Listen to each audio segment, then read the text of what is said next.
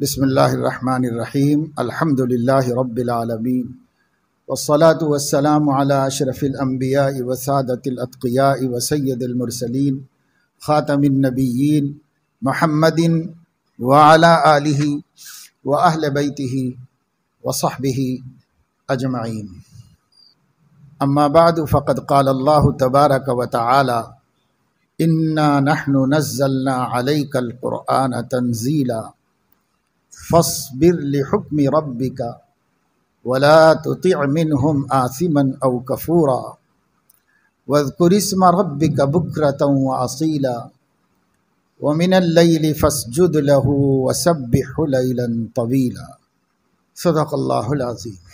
حضرت صلی اللہ تعالی علیہ وسلم کے زمانے دعوت مکہ مکرمہ میں بہت سے حالات آپ کو پیش آتے تھے۔ مدینہ منورہ ہجرت فرمانے کے بعد حضور علیہ السلام کو دشمنوں سے جسمانی مقابلہ زیادہ رہا، جنگیں ہوتی رہیں، سن 2 ہجری سے شروع ہوئیں اور چلتی رہیں جنگیں، باقاعدہ مقابلہ کرنا ہوتا تھا اور ان کے فتنے کو دفع کرنا ہوتا تھا۔ یہ بھی بڑی فکر تھی، لیکن جو مکہ مکرمہ کا زمانہ دعوت ہے اس میں آپ کو ذہنی اذیت بہت اٹھانی پڑی اور بہت سخت تکلیفوں کے اندر آپ صلی اللہ علیہ وسلم نے مکہ مکرمہ میں وقت گزارا۔ وہاں آپ کے ساتھ جسمانی طور پر جنگیں نہیں تھیں، اس واسطے کہ وہ سب قبائل ایک ہی تھے اور قبائلی عصبیت ان کے اندر بہت زیادہ تھی۔ اگر آپ کو جسمانی اذیت پہنچائی جاتی، تکلیف پہنچائی جاتی، تو بنو ہاشم جو آپ کا خاندان ہے وہ اب یہ نہ دیکھتا کہ ان کا مذہب کیا ہے، اب وہ صرف یہ دیکھتا کہ ہمارے قبیلے والے سے جنگ، لہذا وہ کھڑے ہو جاتے اور مقابلہ شروع کرتے۔ اس لیے ان کو اس کا بڑا ڈر لگا رہتا تھا کہ بھئی یہاں کہیں ایسا نہ ہو کہ یہ بنو ہاشم کا اور خاندان قریش کے دیگر قبائل کا مقابلہ ہو جائے۔ اس ڈر کی وجہ سے آپ کو شخصی طور پر تکلیف نہیں پہنچا پاتے تھے، اکے دکے کام ایسے کر لیتے تھے، لیکن باقاعدہ آپ کے ساتھ لڑائی جنگ نہیں کرتے تھے۔ اور یہ بات حقیقت بھی تھی کہ ان لوگوں کے ہاں خاندانی اور قبائلی تعصب اتنا تھا کہ پھر وہ اس کو نہیں دیکھتے کہ ان کا اختلاف ہونے کے باوجود، کیونکہ خود بنو ہاشم بھی آپ کے اوپر ایمان بہت کم لائے تھے، بہت سے مخالفین تھے، لیکن اب نہیں دیکھتے، اب یہ دیکھتے ہمارے آدمی کے ساتھ جنگ کیسے ہوئی، اور اس کے ساتھ پہلے جھگڑا کرتے، اس کو نمٹتے، اور اس کے بعد پھر وہ اپنی اختلاف بات کی بات ہے۔ اس لیے اہل مکہ نے آپ سے کوئی لڑائی آپ کے مکے میں رہنے کے زمانے میں نہیں کی۔ جب آپ مکے سے ہجرت کر کے مدینہ منورہ چلے گئے تو وہ سب لوگ مل کر ایک ہو گئے، اور سب مل کر پھر حضرت علیہ السلام کے خلاف نہیں بلکہ مسلمانوں کے خلاف ہو کر جنگیں شروع کر دی، کیونکہ اہل مدینہ نے سب کے سب نے، اوس اور خزرج دونوں قبیلے سب کے سب مسلمان ہو کر آپ کو پناہ دے کر، جو لوگ ہجرت کر کر کے مکے سے یہاں آ رہے تھے سب مہاجرین کو پناہ دے کر، تحفظ دے کر، ہر قسم کی مددیں دے کر ایک مضبوط اسٹیٹ بنا رہے تھے اس کو، تو اس کو ٹارگٹ کر کے ان لوگوں نے جنگیں کی۔ اور حضرت علیہ السلام چونکہ اس مسلم اسٹیٹ کے سربراہ تھے تو آپ بحیثیت حاکم اور امیر المومنین کے ان حملہ آوروں سے مقابلے کرتے رہے اور جنگیں ہوتی رہیں، جس کو اسلامی اصطلاح میں، قرآنی اصطلاح میں قتال فی سبیل اللہ کہا جاتا ہے۔ جب مکے میں تھے تو دوسری طریقے سے وہ لوگ آپ کو منانے کی کوشش کرتے تھے، طرح طرح کی پیشکشیں کرتے تھے، کیونکہ ان کا خیال یہ تھا کہ جیسے ہم لوگ مادہ پرست ہیں، جیسے ہم لوگ دنیا کی معمولی اور حقیر نعمتوں پر جانیں لے رہے ہیں، جانیں دے رہے ہیں، ایسے ہی شاید ان کا بھی کوئی مقصد ہوگا کہ یہ کوئی بڑے آدمی بننا چاہتے ہوں گے، یہ کوئی بادشاہ بننا چاہتے ہوں گے، یہ کوئی حسین لڑکیوں کے پیچھے پڑے ہوں گے۔ ہر زمانے کے اندر دو چار چیزیں ہیں جن کی محبت میں دیوانگی پیدا ہوتی ہے، اتنی دیوانگی کہ آدمی اپنے عزت و مقام سے محروم ہو جاتا ہے۔ ایک مال ہے، ایک عہدہ ہے، شہرت ہے، اور ایک عورت ہے، شراب ہے، بس ایسی چند چیزیں ہیں۔ ہر دور میں ان کی دیوانگی آدمی کو بڑے بڑے مرتبوں سے گرا کر کے ذلیل و حقیر بنا کے رکھ دیتی۔ اہل مکہ انہی چیزوں کی محبت میں مبتلا تھے، اور انہی چیزوں کے خاطر جانیں لیتے تھے اور جانیں دیتے تھے۔ سمجھے کہ شاید ان کا بھی یہی مقصد ہوگا، یہ جو نئی نئی باتیں کر رہے ہیں، اور یہ جو اپنے کو اللہ کا رسول کہتے ہیں، اور یہ جو توحید کی دعوت دے رہے ہیں، اور یہ جو ہمارے معبودان کی مخالفت کر رہے ہیں، آبائی اور خاندانی دین دھرم کو غلط قرار دے رہے ہیں، تو یہ پورا جو ہے ایک ناٹک ہوگا، نعوذ باللہ، جس کے ذریعے سے وہ کوئی دنیاوی مفاد حاصل کرنا چاہتے ہیں، کوئی دنیاوی مقصد حاصل کرنا چاہتے ہیں۔ یہ ان کے ذہنوں میں تھا۔ جس آدمی کی جیسی سوچ ہوتی ہے وہ سامنے والے کے بارے میں ویسے ہی سوچتا ہے۔ ان لوگوں کی یہی سوچ تھی، اسی دنیا دنی کے لیے جینا تھا اور اسی کے لیے مرنا تھا۔ تو یہ سمجھتے رہے کہ اس بندے کا بھی یہی مقصد ہوگا، یہ بھی تو ہمارے خاندان کا آدمی ہے، اس کا بھی یہی منشا ہوگا کچھ نہ کچھ۔ تو پیشکش کی حضور علیہ الصلاۃ والسلام کو، اور یہ کہا آپ کہیں تو ہم آپ کو ہماری جس بیٹی سے نکاح کرنا چاہتے ہیں وہ پیش کر دیتے ہیں۔ پورے مکہ میں جس کو بیوی بنا لینا چاہتے ہیں آپ بنا لو، ہم خوشی سے دے دیں گے آپ سے۔ ہم خاندانی اعتبار سے تو ناراض نہیں ہیں، خاندانی اعتبار سے تو ہم آپ کو بہت بڑا شریف آدمی سمجھتے، آپ کا ہمارے قوم میں ہونا ہمارے لیے فخر کا سبب سمجھتے ہیں۔ اس میں ہمیں کیا شکایت ہے؟ تم بولو کہ مجھے فلاں کی لڑکی سے شادی کرنا ہے، فوراً کر دیں گے، ہم دے دیں گے آپ کو۔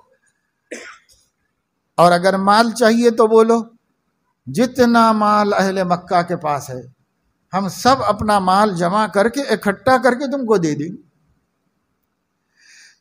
اور اگر تم بادشاہت چاہتے ہو، ملوکیت کے خواہش مند ہو، تو صاحب بول دو نا، ہم لوگ خود یہ طے کر دیں گے کہ یہ ہمارا ملک اعظم ہے، یہ ہمارا بادشاہ ہے، ہم آپ کو تسلیم کر لیں گے، سر آنکھوں پہ قبول کر لیں گے۔ آپ کا ہمارا بادشاہ ہونا ہماری عزت ہے، شرف ہے۔ آپ کا ہمارا داماد بن جانا، رشتہ دار ہو جانا، خاندان کی عزت و رفعت کا سبب ہے۔ اور آپ تو اتنے اچھے پیارے ہیں کہ اگر ہم اپنا سب مال دولت آپ پر قربان کر دیں تو کچھ بھی نہیں، ہنسی خوشی دے دیں گے آپ کو سب، لیکن یہ ہمارے خاندان توڑنا بند کر دو۔ یہ ایک جو نئی دعوت لائے ہو ہمارے باپ داداؤں کے دین کے خلاف، اس دعوت کو دینا چھوڑ دو، بند کر دو۔ ایک مطالبہ ہمارا ہے، پھر جو تم مطالبہ کرو وہ تمہارا ہے۔ سب کچھ پیش کر دیا۔ اللہ تعالیٰ نے حضور اکرم صلی اللہ علیہ وسلم پر وحی نازل فرمائی، اِنَّا نَحْنُ نَزَّلْنَا عَلَيْكَ الْقُرْآنَ تَنزِيلًا فَاصْبِرْ لِحُكْمِ رَبِّكَ وَلَا تُطِعْ مِنْهُمْ آثِمًا أَوْ كَفُورًا۔ کسی گنہگار کی بات مت مانیے، کسی کافر کی بات مت مانیے۔ کتنی پیشکش یہ کر رہے ہوں گے، آپ کو تو ہم نے اپنے بعد کائنات میں سب سے بڑا مقام دے دیا ہے، آپ کو تو ہم نے ہر مخلوق کے اوپر حکومت دے دی ہے، آپ کو ہم نے عزت و شرف عطا فرما دیا ہے، انسانوں میں، جنوں میں، حیوانات میں، جمادات میں، نباتات میں، سب کو جتنا شعور اللہ نے دیا ہے، اس شعور میں اس نبی کا احترام، اس نبی سے محبت بھی اللہ نے ان کو دی۔ اب ان کے پاس کیا ہے آپ کو دینے کے واسطے؟ سب کچھ تو ہم نے آپ کو دے دیا ہے، اس لیے کسی مادی نعمت کے آپ محتاج نہیں ہیں، اور اس سے مستزاد یہ کہ ہم نے آپ کو نبوت اور ختم نبوت پر سرفراز کر دیا ہے، امام الانبیاء بنا دیا ہے، افضل البشر بنا دیا ہے، سید الامم بنا دیا ہے، سب کچھ ہم نے آپ کو بنا دیا، تو نہ کوئی دنیاوی نعمت کی آپ کے پاس کمی ہے۔ چاہو تو بولیے وہ کیا دیں گے؟ میں آپ کو وادی بطحا پوری کی پوری سونا بنا کر دے دوں گا، وہ کیا دیں گے آپ کو؟ اب وہ کیا ملوکیت دیں گے؟ قیامت تک ہم نے دلوں پر حکمراں بنا دیا ہے آپ کو۔ لاکھوں کروڑوں قلوب ہیں جو نام محمد پہ قربان ہو جاتے ہیں، اس سے بڑی کیا سلطنت ہوگی اور اس سے بڑی کیا حکومت ہوگی جو ہم نے آپ کو عطا فرما دی ہے۔ اور جو بیویاں ہم نے آپ کو دی ہیں، ان سے اچھی، ان سے بہتر، ان سے زیادہ سکون پہنچانے والی، ان سے زیادہ زندگی کو جنت بنانے والی اور کہاں سے ڈھونڈ کے کوئی لائے گا؟ اور اگر انہوں نے آپ کی قدر نہیں کی تو پھر اللہ تعالیٰ ان کا بھی محتاج نہیں ہے۔ اللہ اور اپنی بندیاں آپ کو اپنی قدرت سے تیار کر کے عطا فرما دے گا، دے دے گا۔ عسى ربه ان طلقكن ان يبدله ازواجا خيرا منكن، جو تم ہو تم سے بھی بہتر اللہ دے دے گا ان کو۔ تو کیا نہیں ہے دنیا کے اعتبار سے؟ سب کچھ ہے، اور دین کے اعتبار سے سب کچھ ہے۔ اہل دنیا جتنی پیشکشیں کر رہے ہیں، اللہ تعالی بالفعل آپ کو عطا فرما چکا ہے، سب آپ کے پاس نصیب ہیں، بس آپ ایک کام کرتے رہیں، فاصبر لحکم ربک۔ یہ قرآن جو ہم نے تھوڑا تھوڑا کر کے آپ پہ اتارا ہے، نحن نزلنا علیک القرآن تنزیلا، ہم ہی نے، کسی شک و شبہ کی گنجائش، انا نحن نزلنا، انا میں بھی جمع متکلم کی ضمیر ہے، نحن میں بھی جمع متکلم کی ضمیر ہے، نزلنا میں بھی جمع متکلم کی ضمیر ہے۔ انا نحن نزلنا علیک القرآن تنزیلا، ہم ہی نے، ماں بدولت کائنات کے مالک نے آپ کو پر تھوڑا تھوڑا کر کے قرآن اتارا ہے۔ یہ جو قرآن ہے یہ حکم رب ہے، آپ کے رب کے احکامات ہیں۔ فاصبر لحکم ربک، آپ جمے رہیے، مضبوطی سے قائم رہیے آپ کے پروردگار کے حکم پر، یعنی قرآن پر، قرآن پر مضبوطی سے جمے رہیے، اور مضبوطی سے اس کے مطابق اپنی زندگی قولا و فعلا و خلقا، ہر اعتبار سے زندگی قرآن کے مطابق بنائیے۔ فاصبر لحکم ربک، ثابت قدم رہیے، جمے ہوئے رہیے، صبر کیجئے، یعنی اپنے نفس کو جزع و فضا سے، بے چینی سے، بے صبری سے، گھبراہٹ سے روک کے رکھیے، اطمینان کے ساتھ قرآن پر جم جائیے۔ اور یہ جو لوگ آپ کے سامنے یہ لا رہے ہیں، وہ لا رہے ہیں، وہ لا رہے ہیں، وہ لا رہے ہیں، وہ کیا چیزیں ہیں؟ لا تطع منهم عاصما او کفورا، اپنے رب کے حکم کے مقابلے میں کسی گناہ گار اور کسی کافر و بے ایمان کی کسی پیشکش کو قبول مت فرمائے۔ جب بھی آپ کے سامنے کوئی سمجھوتے کا فارمولہ آئے، وہ ایک طرف اور حکم رب ایک طرف، حکم رب کے موافق ہر آدمی سے آپ سمجھوتا کر سکتے۔ امن و امان کے لیے حضور علیہ السلام بے ایمانوں سے بھی سمجھوتا کرنے تیار تھے۔ مکہ مکرمہ ہی میں ایک معاہدہ ہوا تھا جس کو حلف الفضول کہا جاتا تھا۔ فضول فاضل سے نہیں، فضول تین ایسے لوگوں نے اس باہمی اتحاد کا اور امن و امان کا اور ایک دوسرے کے احترام کا فارمولہ پیش کیا تھا، جن تینوں کے نام میں فضل تھا، لفظ فضل تھا، اور اس کی جمع فضول، اور حلف کہتے معاہدے کو۔ یہ حلف الفضول، فضول بیکار معاہدہ نہیں، بلکہ تین ایسے ہستیوں کا پیش کیا ہوا معاہدہ جن کے ناموں میں یا ان کے والد کے نام میں فضل کا لفظ تھا۔ ان لوگوں نے مل کر ایک معاہدہ کیا کہ صاحب تمام قبائل عرب ایک دوسرے کے ہمدرد اور خیر خواہ ہو جائیں، یہ جنگ بندی ہو جائے، صدیوں سے جو لڑائیاں چل رہی تھیں یہ لڑائیاں ختم ہو جائیں۔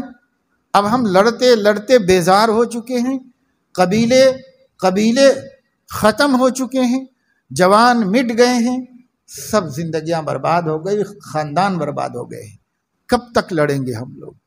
اب یہ لڑائی بند کرو بھائی۔ لڑائی بندی کا ایک معاہدہ تھا۔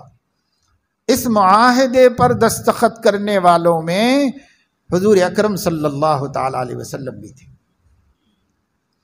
مدینہ منورہ میں بھی رسول اللہ صلی اللہ علیہ وسلم اس معاہدے کا کبھی کبھی ذکر کرتے تھے کہ مکے میں ایسا معاہدہ ہوا تھا، اور جب ذکر کرتے تھے تو یہ فرماتے تھے آج بھی اگر کوئی ان باتوں پر مجھ سے عہد لینا چاہے تو میں معاہدہ کرنے کے لیے تیار ہوں، آج بھی تیار ہوں، غیر مسلموں کے ساتھ بھی معاہدہ کرنے کے لیے تیار ہوں۔ کاہے کا؟ امن کا، امان کا، اور زمین کے اوپر انسانیت کے احترام کا۔ اگر کوئی معاہدہ کرنے کے لیے آواز لگائے تو میں آج بھی تیار ہوں اس معاہدے کے واسطے، لیکن اگر کوئی حکم رب کے خلاف مجھے بلائے تو میں تو ایک لمحے کے لیے بھی تیار نہیں ہو سکتا۔ کیوں؟ فاصبر لحکم ربک، آپ اپنے رب کے حکم پر قائم رہیے۔ قرآن جو میں نے اتارا ہے، بھیجا ہے، تھوڑا تھوڑا کر کے اتارا ہے، تھوڑا تھوڑا کر کے اس لیے اتارا ہے لنثبت بہ فؤادک، تاکہ آپ کے دل پر میں مضبوط طریقے سے بٹھا دوں۔ جب قرآن قلب پر چھا جائے گا، جب قرآن دماغ پہ چھا جائے گا، تو جس کے دل دماغ قرآن کے سائے میں ہو وہ غلط رستے پر نہیں جا سکتا۔ اس لیے فاصبر لحکم ربک، اللہ کے حکم پر قائم رہیے۔ اور اللہ کا حکم کیا ہے؟ یہ جو میں نے ہدایت نامہ بھیجا ہے، اس ہدایت نامے کے مطابق زندگی گزاری۔ وَلَا تُطِعْ مِنْهُمْ عَاصِمًا أَوْ كَفُورًا، کسی عاصم کی اطاعت مت کیجیے، کسی کافر کی اطاعت مت کیجیے، کسی کی اطاعت مت کیجیے۔ معلوم ہوا کہ ہدایت پر ثبات کے دو پہلو ہیں، ایک حکم رب کا اتباع، اور یہی ایک بات کافی نہیں ہے، بلکہ حکم رب کے خلاف احکام لانے والوں کا انکار، ان کی مخالفت اور ان کی بات کو رد کر دینا اور قبول نہیں کرنا ہے ہم کو۔ جو آدمی کے ایمان اور ہدایت کے یہ دونوں پہلو زندہ ہیں اور سرگرم ہیں، انشاءاللہ وہ قیامت تک گمراہ نہیں ہو سکتا، کبھی گمراہ نہیں ہو سکتا۔ دونوں پہلو ہونی چاہیے۔ ایک پہلو یہ ہے فاصبر لحکم ربک، دوسرا پہلو ہے ولا تطع منہم آثما او کفورا۔ یہ دونوں پہلو ہیں۔ بعض لوگ ایسے ہیں،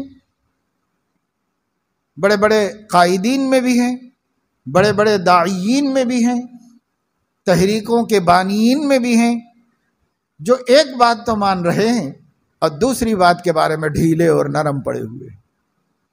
اسی وجہ سے ان کو ہدایت نہیں مل سکی، اسی وجہ سے وہ صراط مستقیم اور سیدھے راستے کو نہیں پا سکے۔ ایک جگہ ڈھیلے بن گئے اور ایک جگہ ٹھیک ہے، صحیح کہتے ہیں کہ اللہ کے حکم پہ ہی چلنا ہے، اللہ کے دین پر ہی چلنا ہے اور قرآن ہی اسوہ ہے، لیکن عاصم اور کافر کی باتوں میں بھی آ جاتے ہیں، ان کے سمجھوتوں کو بھی قبول کر لیتے ہیں اور ان کی باتوں کو بھی مان لیتے ہیں۔ یہ دوسرا والا پہلو جہاں کمزور ہوا، آدمی ہدایت سے گمراہی کے گڑھے میں گر جاتا ہے۔ اس لیے دونوں پہلو مضبوط ہونے چاہیے، ہدایت پر ثبات کے واسطے دونوں پہلو مضبوط ہونے چاہیے، یہ بھی ہونا چاہیے اور یہ بھی ہونا چاہیے۔ حضرت علیہ السلام کو اللہ تعالیٰ نے بار بار یہی سکھایا۔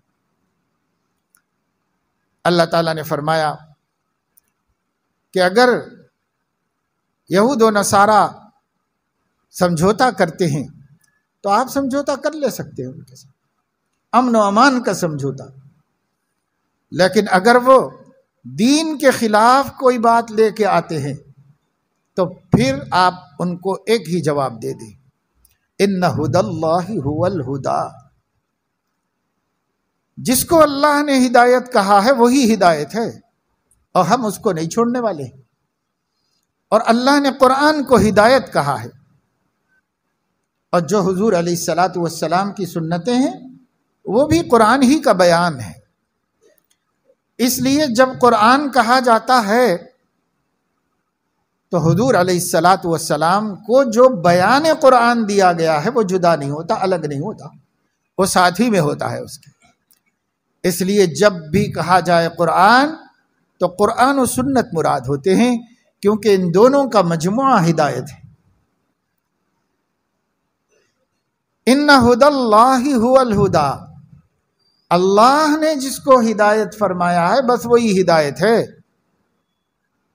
اور اللہ نے کس کو ہدایت فرمایا ہے؟ یہ حضرت صلی اللہ علیہ وسلم کی صراحت سے اور صحابہ کرام کی وضاحت سے ہمیں پتہ چل گیا، کتاب اللہ و سنت رسول اللہ، بس اس کو ہدایت فرمایا ہے، یہی ہدایت ہے۔ ان ھدی اللہ ھو الھدی، اللہ کی ہدایت ہی ہدایت ہے۔ بھائی آپ لوگوں کی بات ہم وہیں تک مان سکتے ہیں جب تک کہ ہدایت اللہ کے نیچے ہو، اور اگر اس کے مقابلے میں آپ کوئی بات لائے ہیں تو ہم اس کو قبول نہیں کر سکتے۔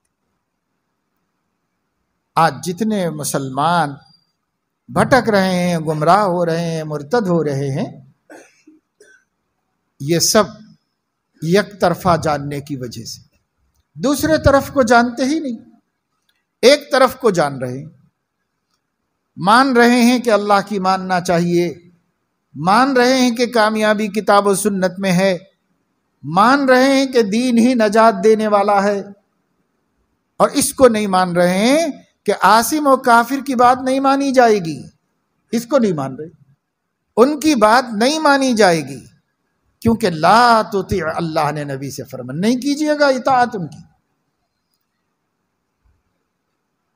ایک اور جگہ قرآن مجید میں اللہ تعالیٰ نے فرمایا جن کے دلوں کو ہم نے اپنی یاد سے غافل کر دیا ہے آپ ان کا کہنا نہ مانیں، جن کے دل یاد الہی سے محروم ہیں۔ لا تطع من اغفلنا قلبه عن ذکرنا واتبع هواه وكان امره فرطا، جس کے قلب کو ہم نے اپنی یاد سے غافل کر دیا ہے اور وہ خواہشات کا پیرو ہو گیا ہے اور اس کا معاملہ حد سے گزر گیا ہے، اگر مومن بھی ہے تو اس کی بات نہ مانی جائے، اگرچہ کہ آیت کافر کے بارے میں نازل ہے۔ لیکن اگر کوئی مومن بھی ایسا ہو جو کلمے کا دعویٰ کرتا ہو، لا الہ الا اللہ محمد الرسول اللہ کہتا ہو، حضور علیہ الصلاۃ والسلام کو خاتم النبیین مانتا ہو، لیکن اس کا دل یاد الہی سے غافل ہو گیا ہے اور وہ خواہشات کا پیرو ہو گیا ہے اور اس کا معاملہ حد سے گزر گیا ہے، تو وہ اب ایمان میں نہیں ہے، اس لیے اس کی بات مت مان۔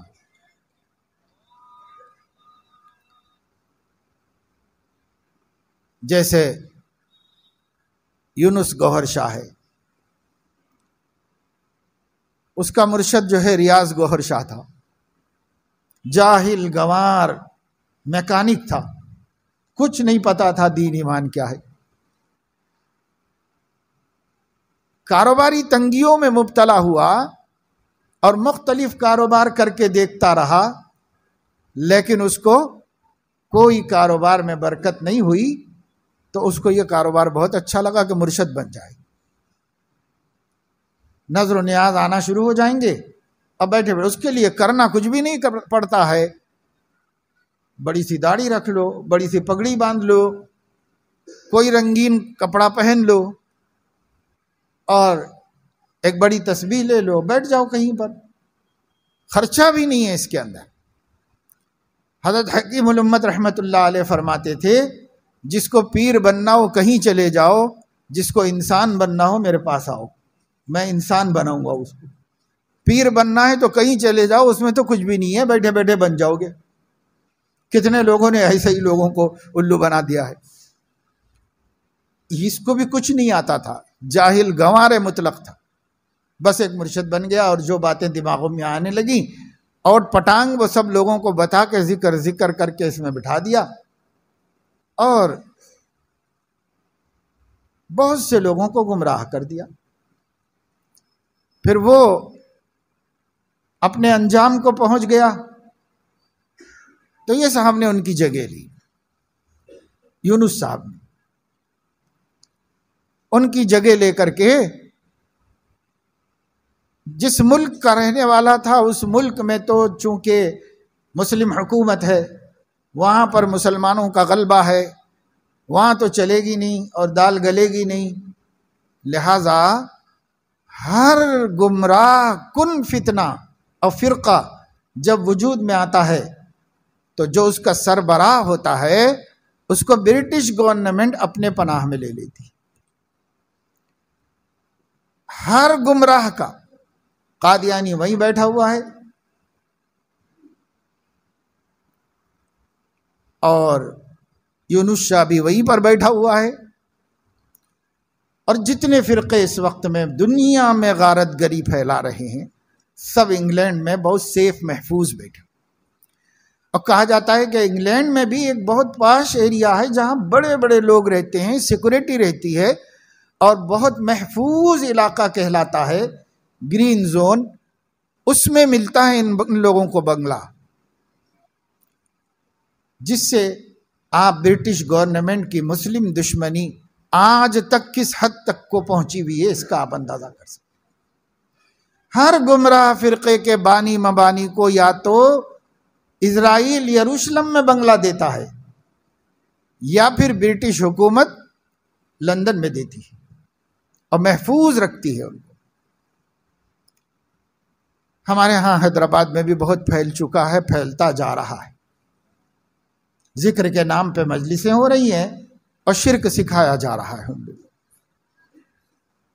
خود کو خدا بنایا ہوا ہے اور خود کا ذکر کروا رہا ہے لوگوں سے، اور لوگ اس ذکر میں مبتلا ہیں، اور کیوں نہیں ہوں گے؟ جب اللہ کا ذکر چھوڑ دیں گے تو غیر اللہ کے ذکر میں مبتلا کیے جائیں گے۔ مسلمانوں نے یہ ذکر اللہ کو چھوڑ دیا، اللہ کا ذکر کرنا چھوڑ دیا۔ اللہ کا ذکر تو بہت بڑی طاقت ہے، وَلَذِكْرُ اللَّهِ أَكْبَرُ، لیکن ہم نے اس کو بڑی طاقت نہیں سمجھا، چھوڑ دیا۔ جب اللہ کا ذکر چھوڑ دیا تو غیر اللہ کے ذکر کرائے جا رہے ہیں اور اس میں مبتلا کیے جا رہے ہیں۔ اس لیے اللہ تعالیٰ نے حضور اکرم صلی اللہ علیہ وسلم سے فرمایا کہ دو چیزیں سامنے رکھیے، دو چیزوں سے پھر آپ کا دین محفوظ رہے گا، ایک حکم رب کی اطاعت اور دوسرے غیر اللہ کے حکم کا انکار۔ اللہ کے حکم کو قبول کر لو، اور جو غیر اللہ ہیں، عاصم و کفور ہیں، وہ اللہ کے باغی ہیں، اللہ کے باغیوں کے حکم کو رد کر دو اور اللہ کے حکم کو قبول کر لو۔ دونوں چیزیں پوری زندگی میں چلتی رہیں گی۔ جب یہ دونوں پہلو رہیں گے نظر کے سامنے تو انشاءاللہ گمراہ نہیں ہوگا، گمراہ نہیں ہو سکتا وہ، کیونکہ یہی دو چیزیں ہدایت کا سبب ہیں، ہدایت پر ثبات کا سبب ہیں۔ اور حکم رب کیا ہے؟ کتاب و سنت جو نبی چھوڑ کے گئے ہیں۔ لیکن یہ ایک پہلو ہے، اس کا دوسرا پہلو اس کے خلاف کو رد کر دینا بھی ہے۔ جہاں کہا گیا وحدہ، تو بات ہو گئی پوری کہ اللہ ایک ہے، لا الہ الا اللہ وحدہ، کوئی معبود نہیں اللہ کے علاوہ، اکیلا معبود ہے۔ ہو گئی بات ختم؟ نہیں ختم ہوئی۔ لا شریک لہ، کوئی اس کا شریک نہیں ہے۔ اب جا کر ایمان مضبوط ہوگا، مکمل ہوگا۔ وحدہ سے ہو جانی چاہیے تھی بات کہ مان لیا کہ اللہ ایک ہے، لیکن یہ پورا ماننا نہیں ہے۔ پورا ماننا جب ہوگا جبکہ لا شریک لہ، کوئی اس کا شریک و ساجی نہیں، اس سے بات پوری ہوگی، اس سے توحید کا تکملہ ہوگا۔ انا خاتم النبیین، میں سب سے آخری نبی ہوں، بات ہو گئی پوری، لیکن نہیں، مکمل نہیں ہے، مضبوط بات نہیں ہے۔ لا نبی بعدی، میرے بعد کوئی نبی نہیں، یہ بھی بولنا پڑے گا۔ یہ بولے گا تو ختم نبوت کے اعتراف کی تکمیل ہوگی، ورنہ ناقص ہوگا۔ سب کہہ رہے ہیں نا آج کل کہ اللہ کو آخری نبی مانتے، ہم بالکل لا الہ الا اللہ محمد رسول اللہ ڈن کے کی چوٹ پہ بول رہے، ہر کوئی بول رہا، شکیلی بول رہا، گوہری بول رہا، قادیانی بول رہا، سب بول رہے، چند بسویشوری بول رہے ہیں، لا الہ الا اللہ محمد الرسول، ہمارا یہی کلمہ ہے بھائی، ہم اسی کو مانتے ہیں، سب یہی کلمہ بول رہے ہیں۔ لیکن ہم ہی بہت چالاک تھوڑے ہی ہیں، جس نے ہمیں چالاک بنایا ہے اس کا علم، اس کی دانش بہت زیادہ ہے۔ اللہ رب العزت نے وحدہ کو لا شریکہ سے مضبوط کر دیا ہے، اور وحدہ کہہ کر بھی شرک میں مبتلا ہوں گے اس کی گنجائش ختم کر دی۔ کتنے مسلمان ہیں قبروں کو پوج رہے ہیں، کتنے مسلمان ہیں طرح طرح کی بدعقیدگیاں رکھے ہوئے ہیں، اور پھر کیا ہے بھائی؟ لا الہ الا اللہ، لا الہ الا اللہ، ہم اللہ کے علاوہ کسی کو معبود نہیں مانتے۔ یہ اللہ تعالیٰ نے اسی لیے رکھا ہوا ہے لا شریک لہ، لا شریک لہ، یہ اللہ نے قرآن میں بھی لگا دیا ہے توحید کے ساتھ۔ شرک نہیں کرتے، یہ بھی جوڑنا پڑے گا اس کے ساتھ، ورنہ ابھی توحید پر لاک نہیں لگے گا۔ یہ توحید کا لاک ہے، یہ بھی لگانا پڑے گا، وحدہ لا شریک لہ۔ یہ نہیں ہوگا تو پھر ابھی ادھورا ہے معاملہ، گڑبڑ ہونے کا خطرہ ہے۔ اسی طریقے سے خاتم النبیین نہیں، کافی نہیں ہے، لا نبی بعدہ، ان کے بعد کوئی نبی نہیں ہے، یہ بڑھانا پڑے گا، یہ اس کا لاک ہے، نہیں تو پھر گڑبڑ ہوگی، جیسے ہوئی گڑبڑ اور ہو رہی ہے، کیونکہ انہوں نے لا نبی بعدہ کو نہیں لیا ہے۔ اگر اس کو لیتے تو پھر گڑبڑ میں مبتلا نہ ہوتے، گمراہی میں مبتلا نہ ہوتے۔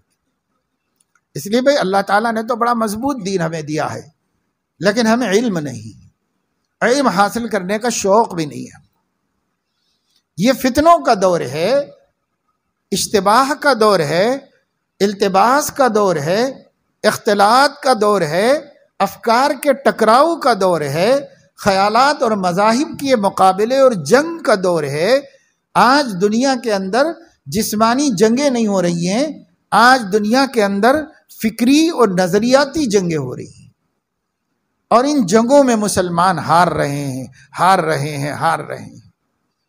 کیوں؟ اس واسطے کہ مسلمانوں کے پاس بنیادی اپنے دین کا علم بھی نہیں، بنیادی علم بھی نہیں اپنے دین کا۔ اور اس لیے نہیں ہے، مسلمانوں کی اکثریت عوام جہالت کی وجہ سے اور مشاغل معاش کی وجہ سے علماء سے دور ہیں، اور خواص، دیندار طبقہ، نماز روزے والے، حاجی داعی لوگ غرور کی وجہ سے علماء سے دور ہیں۔ دونوں طبقے دور ہیں۔ وہ لوگ سادگی و بھولے پن میں دور ہیں جو ان کی ہلاکت کا سبب بن رہی ہے، اور یہ نماز روزے والے یہ غرور اس کی وجہ سے دور ہیں، اور یہ غرور ان کو ہلاکت میں ڈال رہا ہے، اور لوگ مبتلا ہو رہے ہیں۔ اب پھر بھی خدا کا خوف نہیں پیدا ہو رہا ہے، اور پھر بھی روشنی پانے کی فکر نہیں پیدا ہو رہی ہے۔ اس لیے ہم بار بار کہہ رہے ہیں، ہر جگہ کہہ رہے ہیں کہ بھائی روشنی جہاں ہے وہیں سے ملے گی، جو چیز جہاں ہے وہاں سے ملے گی۔ تقوی، اہل تقوی کے سے ملے گا۔ نسبت باطنی اہل نسبت کے ذریعے ملے گی۔ تعلق مع اللہ، اللہ سے جو تعلق رکھنے والے ہیں ان کی صحبت میں ملے گی۔ عمل، اہل عمل کے ذریعے سے ملے گا۔ عبادت، عابدوں کی صحبت سے ملے گی۔ اور فکر آخرت، زاہدوں کی صحبت سے ملے گی۔ علم، علماء کی صحبت سے ملے گا۔ جو چیز جہاں نہیں ہے آپ وہاں لیں گے، وہاں سے ملنے والی نہیں۔ علم علماء سے لو، علماء سے علم لو، اور علماء ہی سے علم ملے گا۔ اور علماء بھی علماء ربانیین ہونا چاہیے، جن کا علم تحقیقی علم ہے، ان سے ہونا چاہیے۔ تو اس زمانے میں مسلمان اس مسئلے میں بہت لاپرواہ ہیں، اور اسی لاپرواہی کی نتیجے سے اتنے فرقے پیدا ہو رہے ہیں، کبھی نام میں نہیں سنا ہوگا آپ نے۔ ابھی ایک علاقے میں گفتگو چل رہی تھی فرقہ باطلہ کے سلسلے میں، تو انہوں نے بتایا کہ یہ فرقہ، یہ فرقہ، یہ فرقہ، یہ فرقہ ہماری بستیوں میں سرگرم عمل ہے، اور ابھی ابھی تعلیم یافتہ طبقے میں احمد عیسیٰ کا عقیدہ بھی آنا شروع ہو گیا ہے۔ یعنی وہ ایک پکا بڑا مشرک ہے، اس کا بھی شروع ہو گیا ہے۔ بڑے بڑے شہروں کی بات بتا رہا ہوں، قصبوں میں، دیہاتوں میں، ہر جگہ فرقے اور فتنے سرگرم عمل ہیں، اور مسلمانوں کو اچکتے جا رہے، اچکتے جا رہے، اچکتے جا رہے۔ اور مسلمان بھی وہاں پر ہیں، بڑی تعداد میں ہیں، مسجدیں آباد ہیں، اذانیں ہو رہی ہیں، نمازیں ہو رہی ہیں، قرآن پڑھا جا رہا ہے، ذکر کیا جا رہا ہے، مگر علم نہیں ہے۔ علم نہیں ہونے کی وجہ سے ان فتنوں کو بھی پال رہے ہیں، اپنے ہی زیر سایہ، اپنے ہی زیر سایہ پال رہے ہیں ان فتنوں۔ پھر ہائے ہائے کر رہے ہیں کہ ارے اتنے کیسے لوگ، یہ کیسے شروع ہوگا، یہ کیسے، اس کو پکڑو، اس کو مارو، اس کو یہ کرو، اس کو وہ کرو۔ فائدہ کیا ہے بھائی؟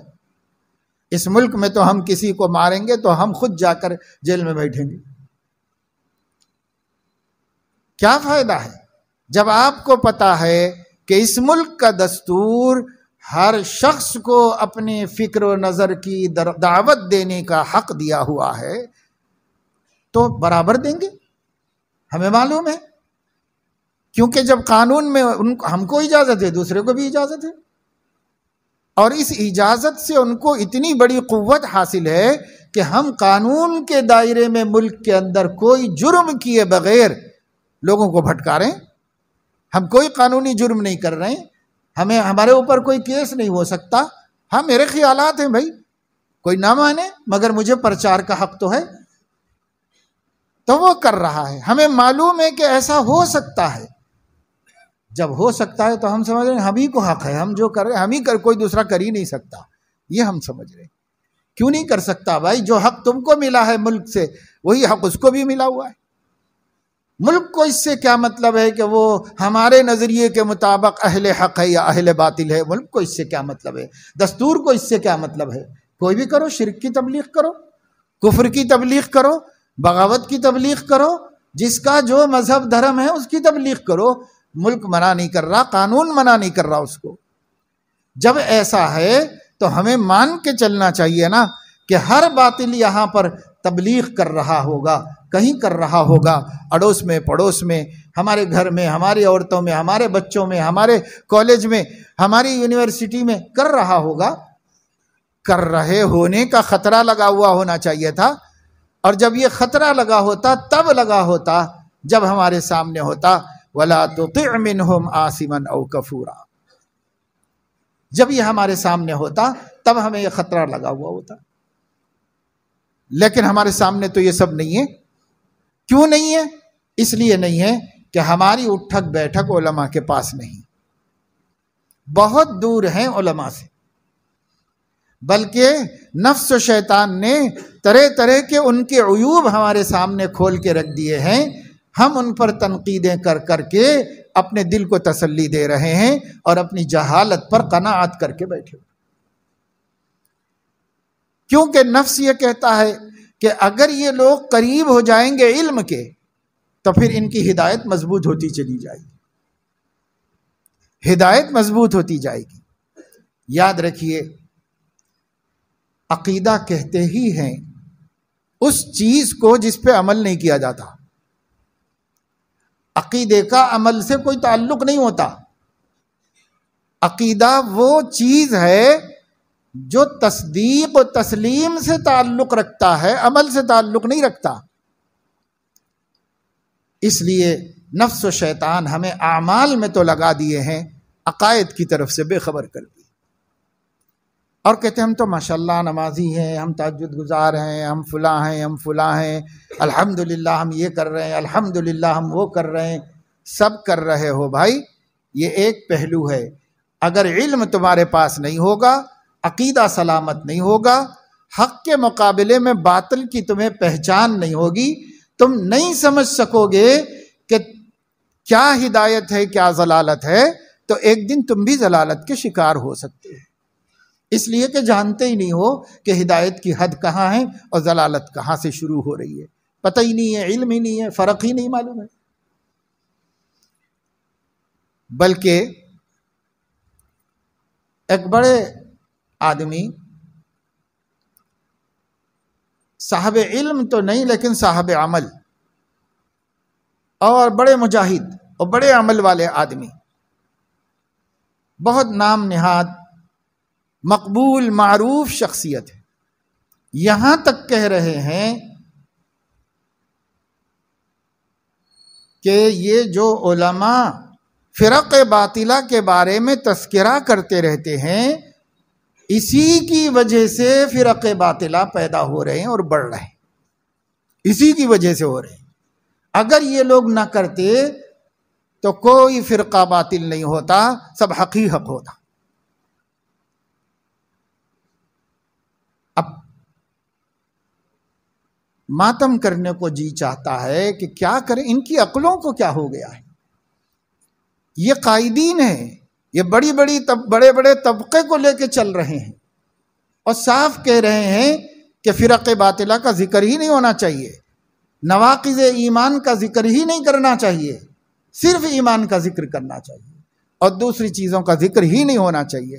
نہیں ہونا چاہیے تو قرآن میں کیوں ہے, نہیں ہونا چاہے تو حدیث رسول میں کیوں ہے, نہیں ہونا چاہیے تو صحابہ و تابعین نے کیوں کیا, نہیں ہونا چاہیے تو یہ بڑی بڑی عقیدے کی کتابیں کیوں لکھی گئیں, اور ان عقیدے کی کتابوں میں نام ہوتا ہے اہل السنت والجماعت کے عقائد, لیکن تذکرہ ہوتا ہے اہل بدعت و ضلال کے عقیدے.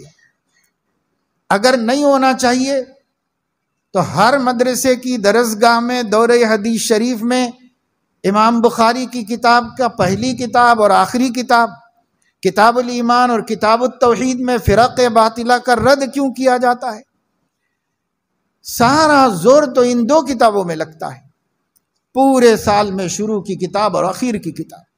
کتاب التوحید ایک ایک باب سے باطل عقیدہ رکھنے والوں کا رد کرتے ہیں امام بخاری قرآن حدیث پیش کر کے۔ اب کتاب الایمان میں ایک ایک باب کے ذریعے سے غلط عقیدہ رکھنے والوں کا رد کرتے ہیں کتاب و سنت کی روشنی میں، اور سال بھر اس میں نکل جاتا ہے۔ اگر نہیں ہونا چاہیے تو یہ غلط کام کیوں ہو رہا ہے؟ اور مجھے کوئی تعجب نہیں کہ اگر یہ سوال کریں گے تو وہ لوگ یہی کہیں گے کہ یہ سب بھی بیکار ہو رہا ہے، یہ سب بھی بیکار ہو رہا ہے، کیا ضرورت ہے، کیا فائدہ ہے اس کا، یہی کہیں گے۔ جس کا مطلب یہ ہوا کہ یہاں سے لے کے حضور علیہ السلام تک سب کو وہ بات نہیں سمجھ میں آئی جو آپ کو سمجھ میں آئی ہے، کسی کو یہ بات نہیں سمجھ میں آئی۔ حالانکہ ایسی باتیں کرنے والوں کے گھروں میں سے بچے جوان تعلیم یافتہ گوہری بن رہے ہیں، شکیلی بن رہے ہیں، اور کیا کیا بن رہے ہیں، وہ برداشت۔ ایک جگہ میں ذکر نہیں کرتا نام کا، لیکن مشائخ کے بڑے خاندان سے تعلق رکھتے، عالم بھی ہیں، شیخ بھی ہیں، ایک بڑی تعداد، ایک پورا علاقہ کا علاقہ ان سے وابستہ ہے، ان کا عقیدت مند ہے، ان سے فیض اٹھاتا ہے۔ ان کا حقیقی بھتیجا یونس گوہر شاہ کا خلیفہ بن کر سینکڑوں نہیں ہزاروں لوگوں کو، پورے ضلع کا امیر بنا ہوا ہے، ہزاروں لوگوں کو گمراہ کرتا ہے۔ اور اسی طریقے سے جگہ جگہ مثالیں سامنے ہیں، علماء کے گھرانوں میں مثالیں سامنے ہیں، کام کرنے والے دیکھ رہے ہیں، نوٹ کر رہے ہیں، بتا رہے ہیں۔ حافظ قرآن ہے اور شکیل بن حنیف کو یسوع مسیح مان رہا ہے، مدرسے میں پڑھا ہوا ہے اور گمراہ ہو رہا ہے، پنجم تک پڑھا ہوا ایک شخص وہ شکیلی بنا ہوا ہے۔ بھائی، اگر آدمی علماء سے جڑا ہوا نہیں ہے تو اس کے ایمان کی حفاظت کا کوئی راستہ نہیں۔ اور آج تک ہم شکوہ کرتے تھے ہماری مخالف جماعتوں سے کہ وہ لوگ اپنے پیروکاروں کو، ماننے والوں کو علماء سے کاٹ رہے ہیں۔ شکیل کیا عہد لیتا ہے بیعت ہونے والوں سے؟ عہد لیتا ہے کہ کسی عالم سے گفتگو نہ کرنا، بیعت میں یہ عہد لیتا ہے۔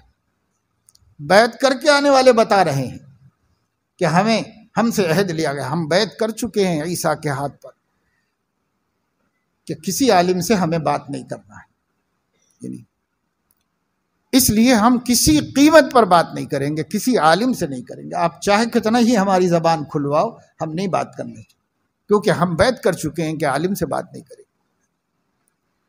ہر جماعت علماء سے دور کرنے کا کام کرتی ہے، اب تک ایسا تھا، اب خود ہم مسلمان اہل حق کہلانے والے بھی پوری کوشش کر رہے ہیں کہ جو نماز روزے کا پابند ہے بس وہ اسی پہ اکتفا کرے، علماء کے پاس نہ جائے، اس کی پوری کوشش کر رہے ہیں۔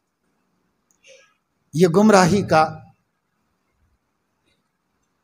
سر خیمہ ہے، یہیں سے ہمارا زوال شروع، اس زوال کو کوئی نہیں روک سکتا۔ یہ اسی وقت رک سکتا ہے جبکہ وہ علم جو ہدایت کی روشنی دیتا ہے، یعنی کتاب و سنت کا علم جن لوگوں کے پاس ہے، ان سے جڑے رہو، ان سے پوچھتے رہو، سمجھتے رہو، خود رائے مت کرو، اپنے خیالات پہ عجب مت کرو، اپنی تحقیقات جس کا کوئی حق نہیں ہے، اگر دل میں کوئی اچھی بات آئی ہے تو سامنے رکھ دو علماء کے کہ میرے دل میں ایک ایسی بات آئی ہے، اگر اچھی ہے تو میں خود بھی عمل کروں، دوسروں کو بھی بتاؤں، اور اگر آپ کہتے ہیں کہ یہ کتاب و سنت کے مطابق نہیں ہے تو میں خود اپنے دماغ سے نکال دوں۔ کیوں؟ عالم محک ہے، کسوٹی ہے، یہاں لے جاؤ اور علم پر رکھ کے دیکھو ہر بات کو۔ اگر علم کی کسوٹی پر فٹ ہوتا ہے تو وہ دین ہے، اور اگر علم کی کسوٹی پہ فٹ نہیں ہوتا تو وہ بے دینی ہے، جہالت ہے، گمراہی ہے۔ ہر دور میں ایسا ہوا، لیکن اب کچھ نہیں۔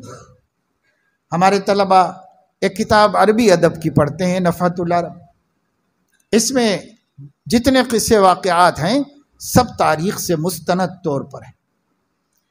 اسے ایک بہت بڑے عالم دین حضرت مولانا اعزاز علی صاحب شیخ الادب رحمۃ اللہ علیہ نے مرتب کیا ہے۔ راتوں رات جاگ کر، مہینوں نہیں سو کر تاریخ اسلام میں سے ایسے واقعات کو اور ایسے اشعار کو جمع کیا ہے جس سے طالب علم کا عربی ادب اچھا ہو جائے اور اس کے ساتھ ساتھ خود اخلاقی ادب بھی ان کے اندر آ جائے، ایمان درست ہو، یقین صحیح ہو جائے، کردار صحیح ہو جائیں۔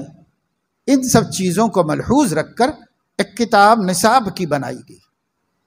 اسی کے اندر ایک واقعہ یہ بھی ہے کہ امام زہری جو بہت بڑے محدث تھے، وہ ہارون رشید سے ملنے کے لیے گئے، یا اور کوئی خلیفہ تھا اس دور میں جس سے ملاقات کے لیے دربار میں گئے، تو اس نے کہا کہ اچھے موقع پہ آئے آپ، ایک بات کی مجھے تحقیق کرنی ہے، ایک حدیث کے بارے میں جاننا ہے کہ وہ اس کی حقیقت کیا ہے۔ تو پوچھا کہ کیا حدیث ہے آپ؟ کہا ہمیں لوگوں نے یہ حدیث پہنچائی ہے کہ اللہ تعالیٰ جس کو خلیفہ بناتا ہے، حاکم بناتا ہے، بادشاہ و گورنر بناتا ہے، تو اس کی نیکیاں تو لکھتا رہتا ہے، لیکن اس کے گناہ لکھنے کی فرشتے کو اجازت نہیں ہوتی۔ ایسی حدیث لوگوں نے ہم تک پہنچائی ہے۔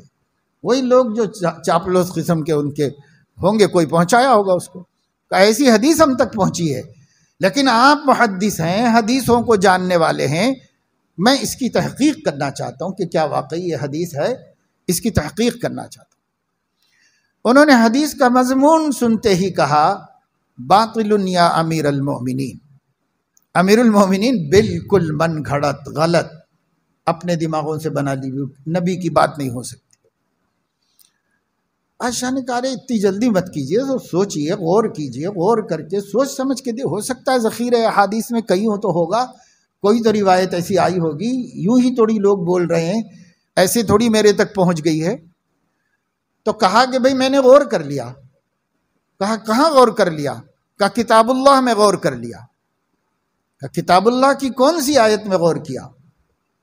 تو کہا کتاب اللہ کی اس آیت میں غور کیا، یا داود انا جعلناک خلیفۃ فی الارض فاحکم بین الناس بالحق ولا تتبع الهوى فیضلک عن سبیل اللہ ان الذین یضلون عن سبیل اللہ لہم عذاب شدید۔ آپ صرف خلیفہ ہیں، یہ آیت جس کو خطاب کر رہی ہے، اللہ کا حکم جس کو خطاب کر رہا ہے، وہ خلیفہ بھی ہے، نبی اللہ بھی ہے۔ جب نبی خلیفہ کو اللہ فرما رہے ہیں کہ خواہشات کا اتباع کرو گے تو رستے سے بھٹک جاؤ گے، اور جو رستے سے بھٹکے گا اس کو عذاب شدید میں مبتلا کیا جائے گا، تو آپ تو نبی نہیں ہے، صرف خلیفہ ہیں۔ آپ کے لیے قانون کہاں سے آ گیا کہ نیکیاں تو قبول ہو جائیں گی اور گناہ معاف کر دیے جائیں گے؟ آپ کے لیے کہاں سے آ گیا؟ بات کو میں نے قرآن کی کسوٹی پر رکھا، قرآن نے ریجیکٹ کر دیا، یہ ہو ہی نہیں سکتا۔ اس لیے میں نے آپ کو بتایا کہ من گھڑت روایت ہے، حدیث نہیں، من گھڑت بات ہے جو آپ تک پہنچی۔ تو دیکھو، بادشاہ تھا، سمجھدار تھا، بڑا ادب نواز تھا، بڑا علماء نواز تھا۔ مجلس میں اس کے ہر ہفتہ علماء کی مجلس ہوتی تھی، کبھی ادیبوں کی ہوتی تھی، کبھی شاعروں کی ہوتی تھی۔ گیا گزرا آدمی نہیں تھا، علم سے جڑا ہوا آدمی تھا، لیکن جو دین کا علم تھا وہ اس کا ماہر نہیں تھا۔ اگر اس نے نہ پوچھ لیا ہوتا تو اس روایت کو سامنے رکھ کر اس امید میں کہ میری غلطیاں سب درگزر کر دی گئی ہیں، کتنے مظالم کرتا، کتنے گناہ کرتا، زنا کاری کرتا، نشہ کاری کرتا، بدکاری کرتا، سب کرتے رہتا، عاقبت برباد ہو جاتی، جہنم کا ایندھن بن جاتا، لیکن اپنی معلومات کو عالم کے سامنے رکھا، عالم نے اس کی معلومات کے بارے میں بتا دیا کہ غلط معلومات ہیں، اس کو چھوڑ دو ورنہ برباد ہو جاؤ گے، گمراہ ہو جاؤ گے۔ اب ہماری معلومات پہ ہم کو اتنا ناز ہے کہ ہمارے خلاف اگر کسی کو معلوم ہے تو وہ تو بالکل میری بات جو مجھے معلوم ہے وہ آسمانی وحی ہے، جو دوسرا بول رہا ہے اس کی کوئی دلیل نہیں، اس کا کوئی ثبوت نہیں۔ اعجاب ذی رأی برأیہ، قیامت کے قریب ہر صاحب رائے کو اپنے رائے پر عجب ہوگا اور وہ عالم سے رجوع کرنے کی ضرورت نہیں سمجھے گا، اسی پر پندار میں مبتلا ہوگا، غرور میں مبتلا ہوگا، اپنی معلومات بس معلومات۔ دیکھیے علم ایک اور چیز ہے، معلومات ایک اور چیز ہے۔ علم ایک نور ہے جو کتاب و سنت کی برکت سے اور اس کے تحقیق اور اس میں مہارت کی برکت سے انسان کے اندر ایک لیاقت پیدا ہوتی ہے، اور اس لیاقت سے اس کو مزاج نبوت کا پتہ چل جاتا ہے، مزاج شریعت کا پتہ چل جاتا ہے۔ مہارت کے بعد پھر اس کے سامنے جو بات آتی ہے اس بات کو یہ مہارت حذاقت رد کرتی ہے یا قبول کرتی ہے۔ اس روشنی کا نام علم ہے، اس نور کا نام علم ہے۔ اب معلومات کتنی ہو جائے، اس لیے میں عرض کرتا رہتا ہوں علماء طلباء کے سامنے بھی کہ دیکھو وسعت معلومات علم نہیں ہے، صحت معلومات علم ہے۔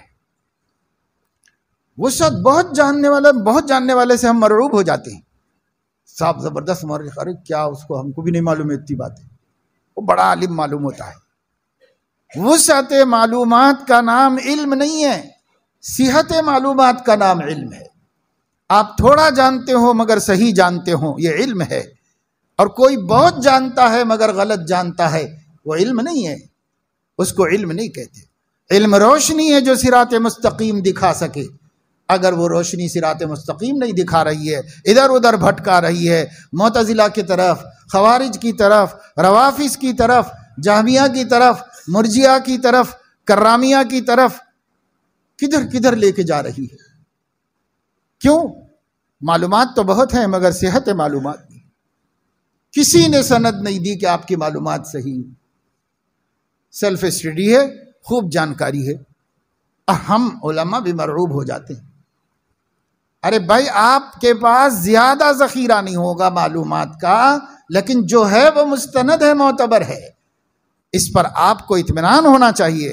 اور ایک شخص کے پاس بہت ہوگا، زبردست خطیب ہوگا اور زبردست بیانات کرتا ہوگا اور لوگ واہ واہ کرتے ہوں گے، جھومتے ہوں گے، سر دھنتے ہوں گے، لیکن صحت معلومات نہیں ہے تو اس کا کوئی اعتبار نہیں ہے، وہ رستہ دکھانے کے بجائے بھٹکا رہا ہے لوگوں۔ اس لیے اصل چیز صحت معلومات ہے۔ تب قرآن مجید کہہ رہا ہے فَاصْبِرْ لِحُکْمِ رَبِّکَ، آپ اپنے پروردگار کے حکم جو قرآن کی شکل میں اور بیان قرآن کی شکل میں پہنچا ہوا ہے اس پر جمے رہیے، اور اتنی مضبوطی سے جمے رہیے کہ جو جاہل آپ کو دعوت دے گا آپ اس کی دعوت کو رد کر دیجیے۔ عاصم، گنہگار، بے ایمان، کافر، عاصم یعنی جو شرک میں مبتلا ہے، کافر جو منکر ہے، ان لوگوں کی باتوں کا کوئی اعتبار مت کریے۔ یہ دو باتیں اگر ہم محفوظ رکھیں گے تو انشاءاللہ ہدایت پر قائم رہیں گے۔ دو باتیں محفوظ بھی رہنا، عمل بھی رہنا اس کی۔ فَلَا تَقْعُدُوا مَعَهُمْ حَتَّى يَخُوضُوا فِي حَدِيثٍ غَيْرِهِ، کتنا آسان راستہ اللہ نے ہمیں بتایا تھا۔ بھائی جس کے پاس کتاب و سنت کی مہارت حاصل ہے ان کے ساتھ بیٹھا کرو، اور جو لوگ کتاب و سنت کے حامل نہیں ہیں ان کے ساتھ مت بیٹھا کرو، اور جو اہل باطل ہیں ان کی باتیں مت سنا کرو۔ اگر تمہارا ان سے کچھ لین دین ہے، کاروبار ہے، کوئی معاملات ہیں ان کے ساتھ تمہارے، جس کے عقیدے خراب ہیں اور جو باطل کی طرف رجحان رکھتا ہے، تو پہلے تو کرو نہیں ان کے ساتھ معاملات، اور اگر کہیں پتہ چلنے سے پہلے سے ہیں اور ہمارا لین دین ان کے ساتھ باقی ہے تو ان کے ساتھ گفتگو مذہبی مت کرو، صرف کاروباری گفتگو کرو۔ حتیٰ یخوضوا فی حدیث غیرہ، اور یہ احتیاط نہیں برتو گے، انکم اذا مثلہم، تم بھی ایک دن انہی میں ہو جاؤ گے، انہی میں ہو جاؤ گے ایک دن۔ اس لیے اپنے کو بہت عاقل سمجھنا، بڑا عالم سمجھنا، میں کسی سے نہیں متاثر ہو سکتا، اب میں کسی سے نہیں بھٹک سکتا، ایسا سمجھ لینا بہت بڑا دھوکہ ہے۔ اللہ نے فرمایا کہ جاؤ مت، ملو مت، پڑھو مت، سنو مت، ورنہ تم کتنے ہی قابل ہوگے، صحابہ سے بھی زیادہ ایمان والا ہوگا کوئی؟ یہ کس کو روکا جا رہا ہے؟ یہ صحابہ کرام کو روکا جا رہا ہے۔ نئی یہودیوں سے مذہبی بات کرو، نئی عیسائیوں سے مذہبی بات کرو۔ جب فلسفی کتابیں، یونانی کتابیں اسلامی دنیا میں آئیں تب سے ہی فرقے فتنے مسلمانوں میں وجود میں آنے شروع، اور جب تک اس سے دور تھے، لا تقعدوا معهم پر عمل تھا تو یہ مسئلہ ہی نہیں وجود میں آئے تھے، یہ فرقے ہوئے ہی نہیں تھے۔ پھر ہمارے اکابر کو مجبوراً زبردستی یونانی علوم سیکھنے پڑے، یونانی فلسفے سیکھنے پڑے، اور سیکھ کر جو گمراہیاں اس کے ذریعے سے لائی گئی تھیں ان کو ختم کرنا پڑا، اور سچائی کو اور صداقت کو لوگوں کے سامنے لانا پڑا، ورنہ ضرورت ہی نہ پڑتی، وہ کتابیں پڑھنے کی ضرورت نہیں ہوتی، اور ان کتابوں سے کوئی لیکن جب آ گیا تو آ گیا۔ اس لیے قرآن نے کہا ہے لا تقعدوا معهم، آپ لوگوں کو پہلے بھی منع کیا گیا تھا، اور پھر بھی کچھ لوگ بیٹھ کے ان کی باتیں سن رہے ہیں۔ اب یہ دوسری وارننگ میں دے رہا ہوں، بیٹھنا بند نہیں کرو گے تو انہی میں شمار کر دیا جائے۔ اب ہم بیٹھ کے نہ سنتے تو ہمارے بچے کیوں شکیل کی طرف جاتے؟ نہ سنتے کسی کی بات تو کیوں قادیانی بنتے؟ نہ سنتے تو کیوں عیسائی بنتے؟ آج بھی لوگ مسلمانوں میں سے عیسائیت میں داخل ہو رہے ہیں، آج بھی داخل ہو رہے ہیں۔ کہیں جاؤ، جو وہاں کے فکر مند علماء ہیں وہ چونکہ نظر رکھے ہوئے ہیں، سروے کرتے، وہ لوگ بتاتے ہیں کہ صاحب یہاں اتنے عیسائی بن گئے، اتنے مسلمان عیسائی بن گئے ہیں، جگہ جگہ عیسائیت کی دعوت چل رہی ہے اور لوگ عیسائی بن رہے ہیں، اور کہا جا رہا ہے کہ بھائی کسی کے بارے میں ذکر مت کرو، کسی کے بارے میں ذکر مت کرو۔ ذکر نہیں ہوگا تو شعور کیسے پیدا ہوگا؟ اور جب شعور نہیں پیدا ہوگا تو بچنے کی توفیق کیسے ہوگی؟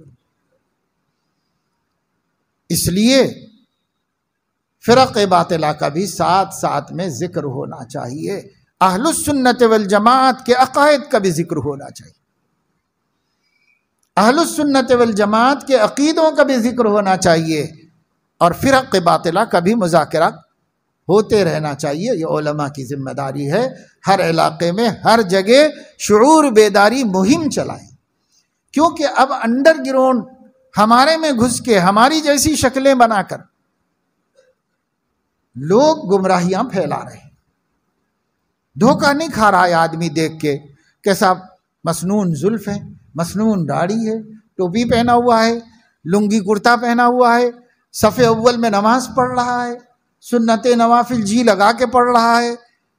کون سمجھے گا کہ صاحب یہ بھی کوئی مرتد ہوگا جو کافر ہماری مسجد میں آیا ہے اور ہمارا ایمان لوٹنا؟ کون سمجھے گا؟ بیچارے بھولے بھالے لوگ کیا سمجھیں گے ان کو دیکھ کر کے؟ اب جب یہ ان سے باتیں کرتا ہے تو اس کی ظاہری شکل و شباہت کو دیکھ کر توجہ سے سنتے ہیں، غور سے سنتے ہیں، نیک آدمی ہے بھائی، نیک آدمی کے ساتھ رہنا چاہیے، اور وہ لے جا رہا ہے تھوڑے ہی دن میں اورنگ آباد لے جا کر شکیل کے ہاتھ پہ بیعت کرا دے رہا ہے. سر سے پیر تک متبع سنت ہے دیکھنے میں، سر سے پیر تک. ایسے ایسے لوگ ہیں. کیسے دھوکہ؟ علم ہوگا تو پہچانیں گے ان کو، علم نہیں ہوگا تو ان کو کیسے پہچانیں گے؟ جنہوں نے اپنی شکل و شباہت سے ہمیں گمراہ کرنا بیڑا اٹھایا ہوا ہے. عورتیں ہیں، بڑی پابند ہیں، نمازی ہیں، اور اس مذہب کی دعوت دینے والے مرد ہوں یا عورت اکثر ایجوکیشنلسٹ ہیں، پڑھے لکھے لوگ ہیں اور تعلیمی میدانوں سے جڑے ہوئے ہیں. اکثر لوگ پڑھے لکھے ہیں اور تعلیمی میدانوں کو متاثر کرتے چلے جا رہے ہیں. عورتیں بھی جو ٹیچرز ہیں، جو لیکچررز ہیں، بڑی مضبوط. ان لوگوں کا حال ایسا ہے کہ ان کے ثبات کو دیکھو، صحابہ کرام کا ثبات یاد آتا ہے. ایسی استقامت ہے. ہمارے ٹکڑے کر دو، ہم نہیں چھوڑنے والے ہیں ہمارے نبی کو. ٹکڑے کر دو، صحابہ کے بھی کیے گئے تھے لیکن وہ ثابت قدم تھے، ہم بھی ثابت قدم. حج کرنے مت دو، مکہ جانے کی اجازت مت دو، کوئی بات نہیں، ہمارے نبی کو بھی روکا گیا تھا، ہم بھی اس پہ ثابت قدم رہے. بعض جگہ نوجوان تیش میں آ کے خوب دھلائی پٹائی کر کے ہڈی پسلی برابر کر رہے ہیں. کر لو، بلال حبشی کے ساتھ بھی یہ سب کیا گیا تھا، ہم کو کوئی اثر پڑنے والا نہیں، کسی چیز سے ڈرنے والے نہیں. خسر صاحب آ کے کہہ رہے ہیں یہ کیا بدعقیدہ ہو گیا ہے تو آپ اپنی بیٹی کو لے کے چلے جائیے. جب وہ اس کا عقیدہ صحیح نہیں ہے تو میں کیوں بیوی رکھوں؟ لے جاؤ، بچوں کو لے جاؤ، سب کو لے جاؤ، مگر میں اپنے دین سے نہیں ہٹنے والا ہوں، میں اپنے دین پر جان دینے والا ہوں. ان کی مضبوطی دیکھو اور ہمارا ڈھیلا پن دیکھو کیسا ہے. کم سے کم انہی سے سبق سیکھو کہ ہم کتنے مضبوط ہونا چاہیے تھا. ہم اہل حق ہیں، ہم ایمان پر ہیں، ہم اپنے نبی کے رستے پر ہیں، ہم کو کتنا مضبوط ہونا چاہیے تھا. ہم تو ذرا سی دنیا کے خاطر دین کا سودا کرتے چلے جاتے ہیں اور وہ کسی بات کے لیے ٹس سے مس ہونے کے لیے تیار نہیں. کیسے مضبوطی اس کے اندر آ رہی؟ یہ مضبوطی ہمارے اندر کب آئے گی؟ جب علم ہوگا. ان لوگوں کا کیا ہے؟ وہ تو اللہ کی مہر ہے جو اللہ نے لگا دی. ختم اللہ علی قلوبہم وعلی سمعہم وعلی ابصارہم غشاوہ. اللہ تعالیٰ نے ان کے کانوں پہ مہر لگا دی ہے، ان کے قلوب پر مہر لگا دی ہے اور ان کی آنکھوں پہ پردے ڈال دیے. اب ان کا حال یہ ہے لہم قلوب لا یفقہون بہا وَلَهُمْ أَعْيُنٌ لَا يُبْصِرُونَ بِهَا وَلَهُمْ آذَانٌ لَا يَسْمَعُونَ بِهَا أُولَئِكَ كَالْأَنْعَامِ بَلْ هُمْ أَضَلُّ. آنکھیں ہیں مگر حق کو نہیں دیکھ سکتی، کان ہیں مگر حق کو سن نہیں سکتے، دل ہیں مگر حق کو سمجھ نہیں سکتے. یہ چوپائے ہیں ان سے بھی بدتر ہے. اللہ بچائے، جب اللہ مہر لگا دیتا ہے تو پھر کوئی ہدایت نہیں دے سکتا. ہمیں اس مہر کے لگنے کا اللہ نہ کرے، اللہ نہ کرے، اللہ نہ کرے انتظار نہیں کرنا ہے.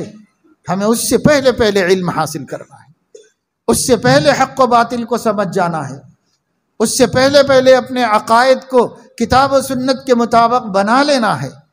اور ہر اس فرقے سے جو اس دور میں الحاد و ارتداد کا بازار گرم کیا ہوا ہے باخبر ہو جانا ہے. بنیادی باتیں، ظاہری نشانیاں جان لینا ہے اور واقف ہو جانا ہے. جگہ جگہ مجلس تحفظ ختم نبوت نوجوانوں کو جوڑ رہی ہے لاک ڈاؤن کے بعد سے مسلسل، اور ایک علاقے میں جوش و خروش سے نوجوان اپنے ساتھیوں کو جوڑ رہے ہیں، اکٹھے کر رہے ہیں.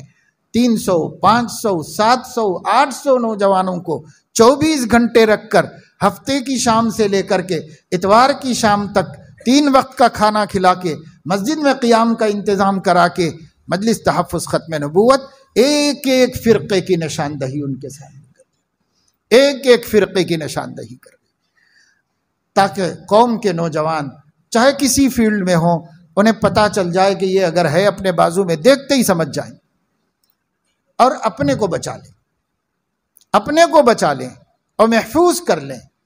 ایمان وہ دولت ہے میرے عزیزوں، دوستوں، بہنوں، بیٹیوں، اگر وہ سلامت ہے تو بڑے سے بڑا پاپی مجرم معاف ہو سکتا ہے۔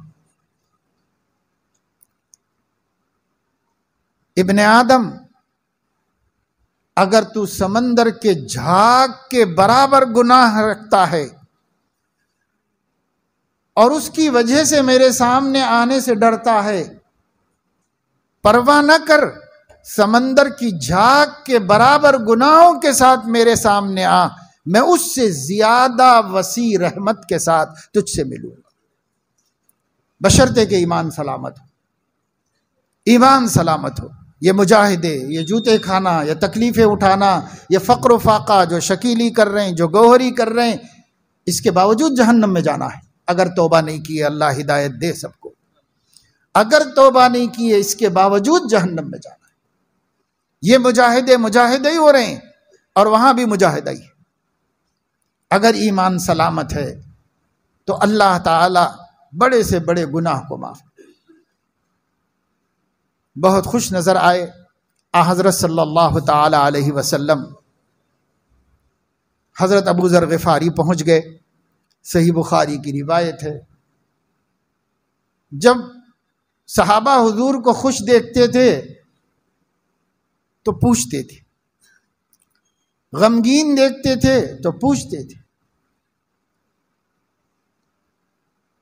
پوچھنے لگے کہ یا رسول اللہ، کس چیز نے آپ کے دل کو باغ و بہار بنا دیا؟ کون سی خبر ہے؟ کیا اطلاع ہے؟ کیا واقعہ ہے؟ ماذا اضحکک یا رسول اللہ، کس چیز نے آپ کو ہنسا دیا ہے؟ ہنسنا نہیں، ضحک کے ایک مفہوم خوشی کا اظہار۔ کس چیز نے آپ کو خوش کر دیا؟ دل خوش ہوتا ہے تو چہرہ خوشی کو دکھاتا ہے، غمگین دل ہوتا ہے چہرہ اس کا مظہر ہوتا ہے۔ چہرے کو کیا غم کرنا آتا ہے؟ چہرے کو کیا خوشی کرنا آتا ہے؟ چہرے کو کچھ کرنا نہیں آتا۔ دل غمگین ہوتا ہے تو یہ اسکرین ہے، اس اسکرین پہ وہ غم ظاہر ہوتا ہے، اور دل مسرور ہوتا ہے تو چہرے پر وہ خوشی ظاہر ہوتی ہے۔ کس چیز نے آپ کو خوش کر دیا ہے اللہ کے رسول؟ ابھی جبرائیل آئے تھے اور وہ مجھے اللہ کی طرف سے یہ خبر دے گئے ہیں کہ جو لا الہ الا اللہ کو سلامت لے کر اللہ کے پاس پہنچ جائے۔ جیسے میں نے ابھی آپ کو بتایا کہ جب قرآن کہا جائے تو سنت اس کے تحت میں شامل ہوتا ہے،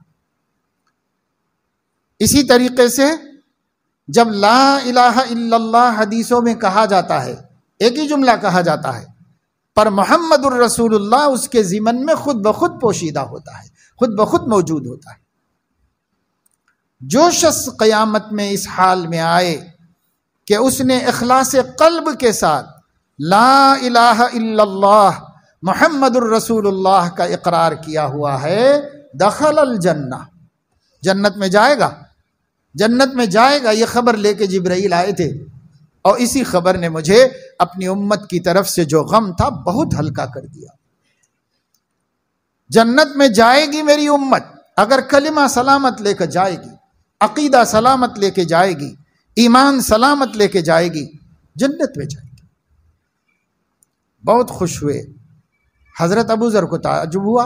حضرت ابو ذر غفاری بڑے زاہد بزرگ تھے اور بہت محتاط زندگی، خوف خدا کا غلبہ تھا، مغلوب الحال صحابہ میں شمار ہوتے،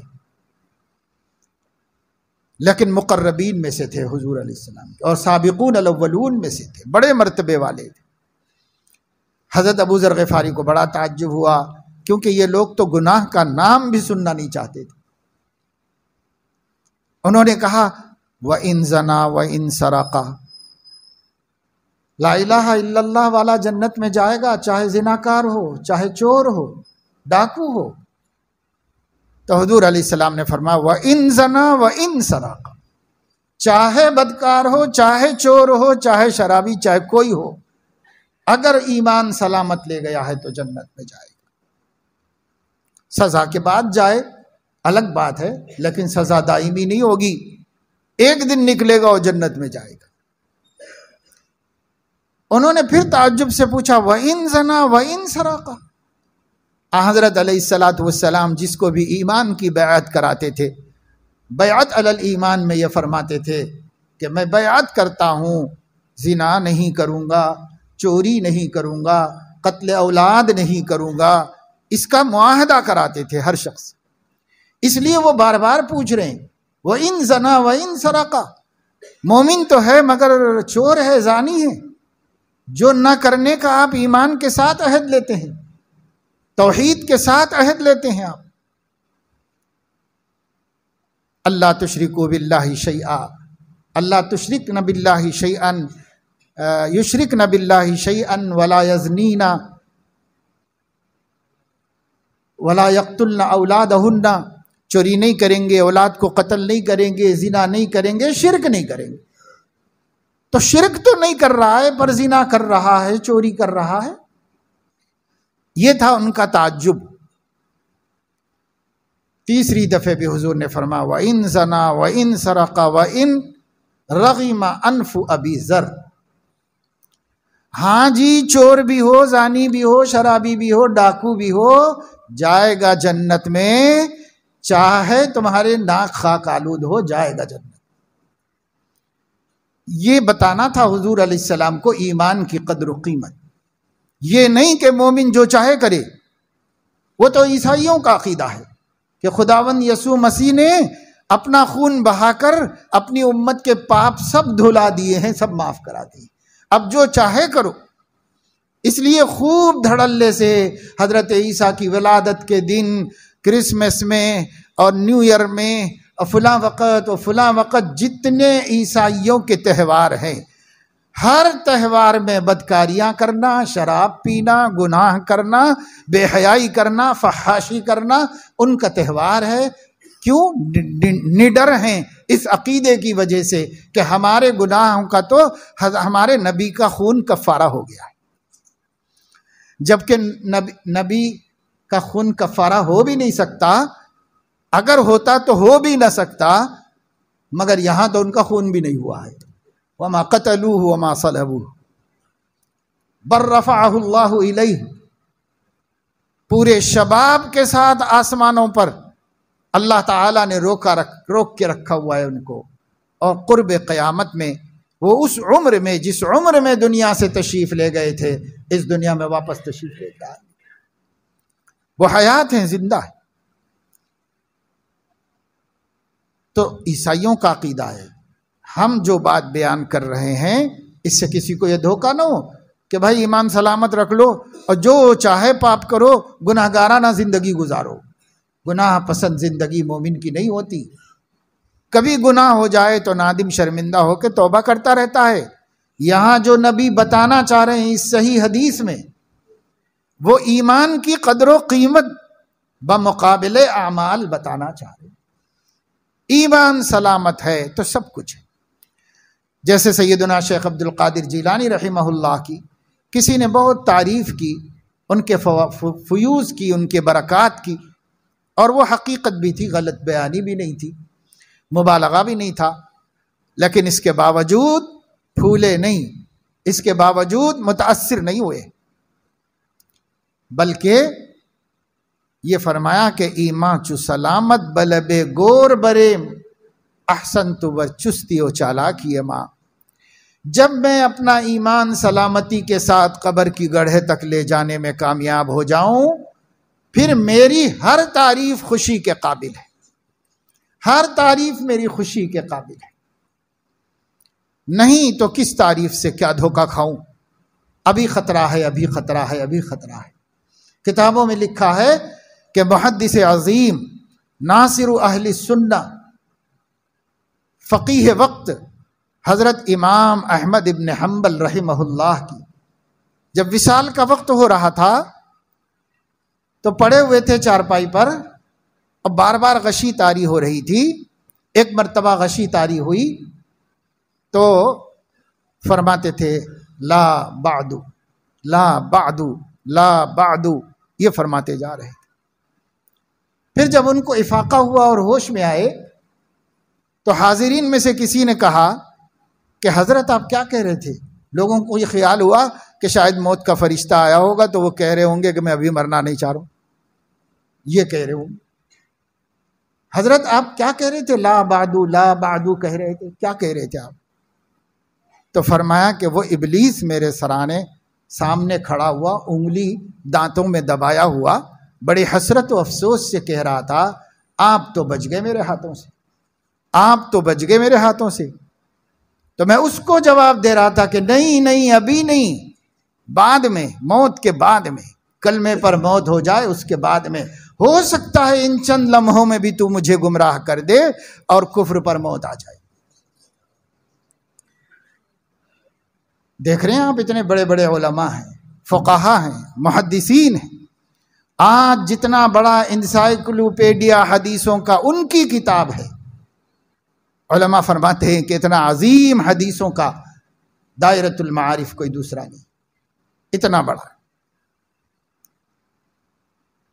اور بڑے محدث کیسی قربانیاں دیں ایک عقیدے کی حفاظت کے واسطے، لیکن آخری لمحات میں بھی ابلیس سے کہہ رہے ہیں کہ نہیں نہیں، ابھی تیرے سے میں مطمئن نہیں ہوں، ابھی بھی نہیں ہوں، بس وہ آخری سانس کلمے پر آنی چاہیے اور وہ آخری سانس عقیدے پر آنی چاہیے۔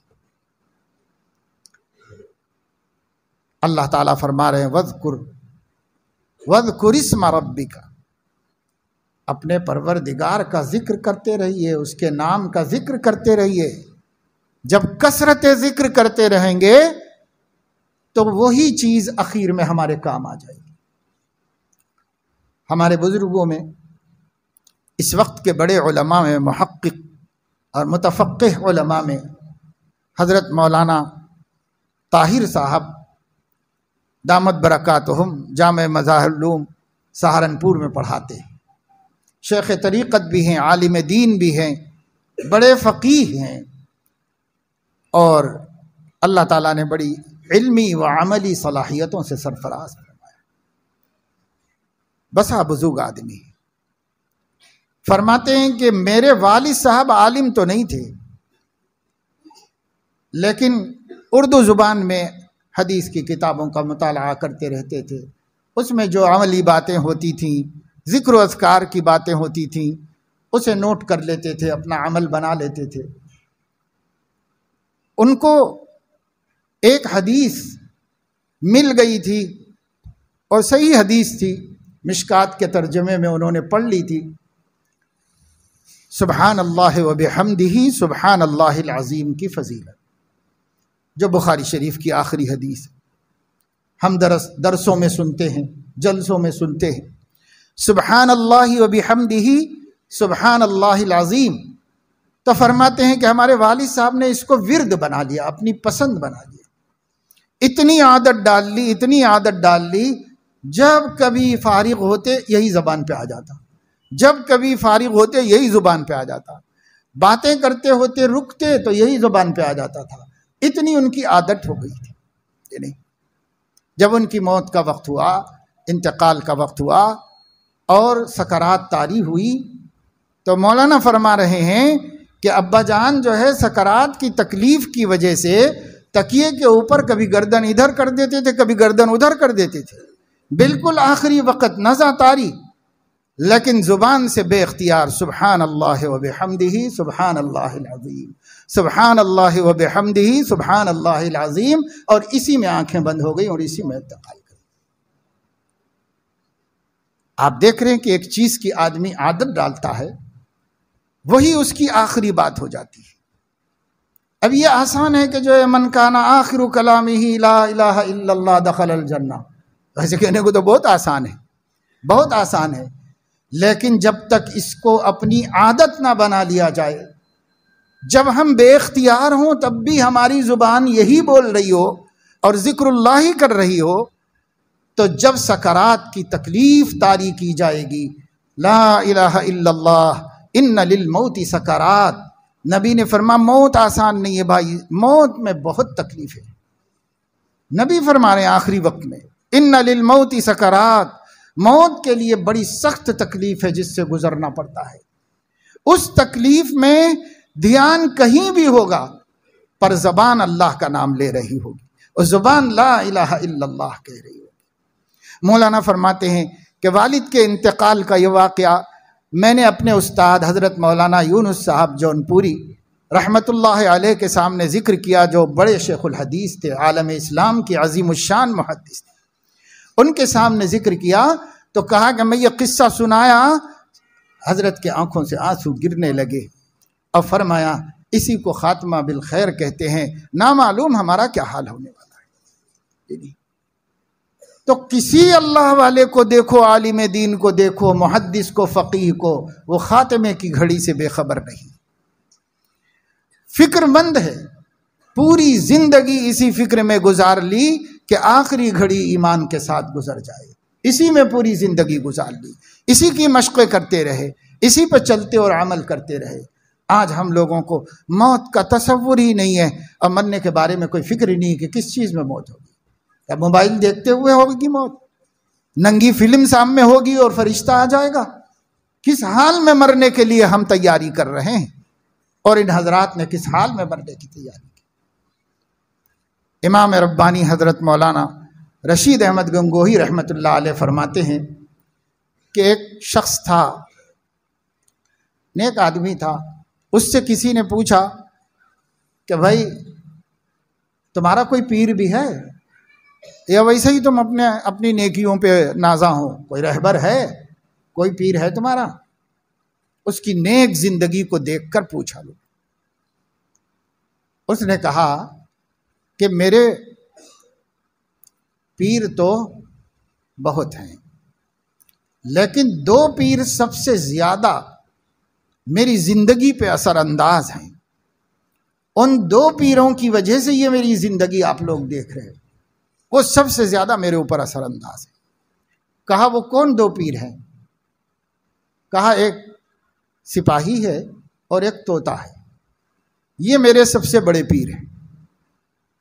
تو کیا بات ہے بھائی، سپاہی کیا تمہاری تربیت کر دیا اور طوطا تمہاری کیا تربیت کر دیا؟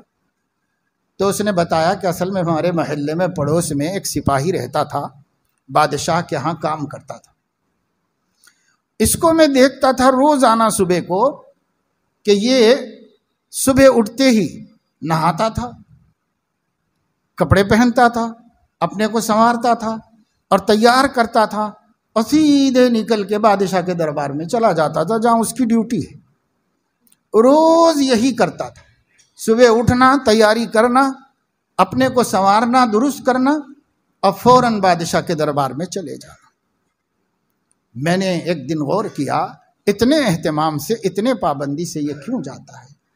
اگر کسی دن غیر حاضر ہو جائے گا، بادشاہ کا عتاب ہوگا اور وہ سسپینڈ کر دیا جائے۔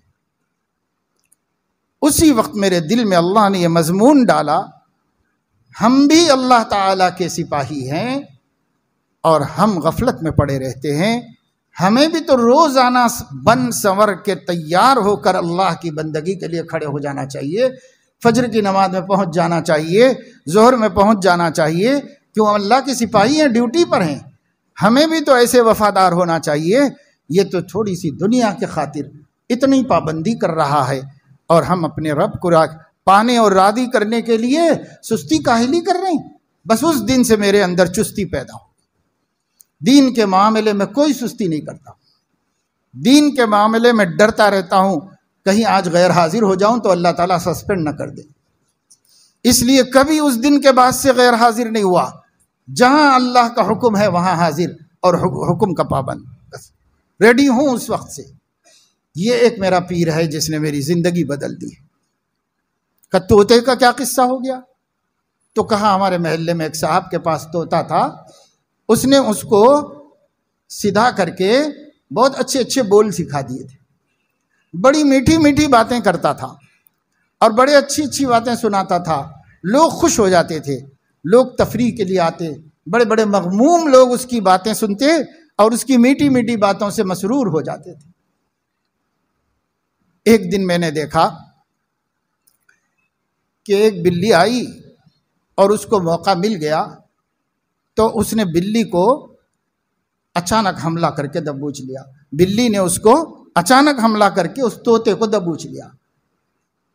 تو کہتے ہیں کہ جیسے ہی بلی نے اس کو پکڑا، پنجہ مارا، اس کے منہ سے ٹی نکلا۔ فوراً اللہ تعالیٰ نے میرے دل میں مضمون ڈالا، مصنوعی طور پر کتنی ہی باتیں سکھا دو، لیکن جب وقت مصیبت کا آتا ہے تو جو فطرت ہے وہی زبان پر آتا ہے، جو فطرت ہے وہ زبان پر آتا ہے۔ اب میں پوری زندگی اللہ کے ذکر میں ایسا لگ جاؤں گا کہ ذکر اللہ میری فطرت بن جائے، اور جس دن موت کا فرشتہ مجھے دبوچے گا تو لا الہ الا اللہ نکل جائے۔ اس لیے میں لا الہ الا اللہ، لا الہ الا اللہ، بس پوری زندگی میں یاد الہی کو اپنا مشغلہ بنا لیا۔ تو ایک اس سے سیکھا تھا کہ دربار میں حاضری میں ناغہ نہیں کرنا ہے، اور بن ٹھن کے ہمیشہ تیار ریڈی۔ اور ایک طوطے سے میں نے سیکھا کہ بھائی مصیبت کی گھڑی آئے گی تو فطرت کی آواز نکلے گی، اور فطرت کی آواز کیا ہے مومن کی؟ لا الہ الا اللہ۔ اس کے اوپر اپنے کو مشق کرو، جماؤ، کھپاؤ۔ اس طریقے سے اس نے مشق کیا، اپنے کو جمایا، اور پھر اس طریقے سے کامیاب ہو گئے۔ دوستو، بزرگوں، بہنوں، بچیوں، سب اللہ کے لیے غور کرو۔ آج ایک ایک لمحہ غفلت میں گزر رہا ہے، کس طریقے سے زندگی گزر رہی ہے۔ ایک ایک گھنٹہ دن بن رہا ہے، اور ایک ایک دن ہفتہ بن رہا ہے، ہفتہ مہینہ بن رہا ہے، مہینہ سال بن رہا ہے، اور سال گرہ ہو رہی ہے، یعنی سال گر رہا ہے۔ ایک سال گرا، دوسرا سال گرا، تیسرا سال گرا، اور گر گر کے ایک ایک سال زندگی میں سے ختم ہوتا چلا جا رہا ہے، اور مہلت حیات مختصر ہوتی چلی جا رہی ہے۔ اگر ہم اب بھی نہیں سنبھلے، ان حالات میں بھی نہیں سنبھلے، جبکہ اس ملک کے مسلمانوں کی اگلی نسل کو 100% مشرک بنانے کے منصوبے بن رہے ہیں، اب بھی اگر ہم نہیں سنبھلے، ایمان کی محنتیں نہیں ہوئیں، ایمان کی فکریں نہیں ہوئیں، بچوں کے ذہن نہیں بنائے گئے، اپنے بچوں کو اللہ رسول سے نہیں جوڑا گیا، عقیدہ توحید، عقیدہ رسالت اور عقیدہ آخرت پر محنت نہیں کرائی گئی، تو کیا ہوگا کل؟ ہم نہیں بول سکتے کہ کل کیا ہوگا۔ اس لیے بھائی اللہ سے ڈرو، یہ بے فکری ختم کرو، یہ تماشے ختم کرو۔ آج ہماری شادیاں، آج ہماری رسمیں، آج ہماری تقریبات کیا ہو گئی ہیں؟ اسراف اور فضول خرچیوں اور غفلت کا نشان بن گئی۔ جس کی تقریب میں جاؤ تو لگتا ہے کہ اسے مرنا نہیں ہے، اور اسے ایک دن اس کا کوئی خدا بھی نہیں ہے، اس کا کوئی دین دھرم بھی نہیں ہے، بس اس کا نفس، اس کی خواہش ہے، واتبع ہواہ، جو اپنی خواہشات کا پجاری ہو گیا ہے، یہ خواہشات کے پیچھے پڑا ہے۔ آج اللہ نہیں چاہیے اس کو شادی کے دن، آج نبی نہیں چاہیے اس کو، آج قرآن نہیں چاہیے، اس دولہے کو بھی نہیں چاہیے، اس دلہن کو بھی نہیں چاہیے، اس کے باپ کو بھی نہیں چاہیے، اس کے ماں کو بھی نہیں چاہیے، بلکہ اب اللہ رسول کی بات گراں گزر رہی ہے۔ اللہ رسول کی بات ہماری خوشیوں میں کیوں لا رہے ہو بھائی؟ کیوں دوزخ کی، جہنم کی، وعدے وعید کی بات کر رہے ہو؟ خوش رہنے دو نا ہم کو، ہم خوشی سے زندگی گزارنا چاہ رہے ہیں۔ ہم کہہ رہے ہیں آخرت کی ابدی زندگی کو خوشی والی بناؤ، تو وہ کہہ رہا ہے کہ نہیں، مجھے دنیا میں خوشی سے رہنے دو، دنیا میں خوشی سے رہنے دو۔ کیسی نالائقیاں ہو رہی، کیسی غفلت ہے، کہیں جاؤ غفلت غفلت، حتیٰ کہ جنازے کو لے کے قبرستان جائیں گے ہم، وہاں بھی دیکھ لو غفلت کے منظر کے علاوہ کچھ نہیں ہے۔ ایک کو خبر میں ڈالا جا رہا ہے، ایک کو نکیرین کے حوالے کیا جا رہا ہے، اس کی گھڑی شامت کی آئی ہوئی ہے، فرشتے اس سے سوال جواب کرنے والے ہیں، کلمہ اس کا جاننے والے ہیں، دین جاننے والے ہیں، وہ بیچارہ اپنی مصیبت میں پڑا ہوا ہے، اور ساتھ میں گئے ہوئے لوگ ہنس بھی رہے ہیں، غیبتیں بھی کر رہے ہیں، چغلیاں بھی کر رہے ہیں، برائیاں بھی کر رہے ہیں، مرنے والے کی بھی برائیاں کر رہے ہیں۔ نہیں تو کم سے کم باتیں باتیں باتیں باتیں، کیا باتوں میں رکھا ہوا ہے؟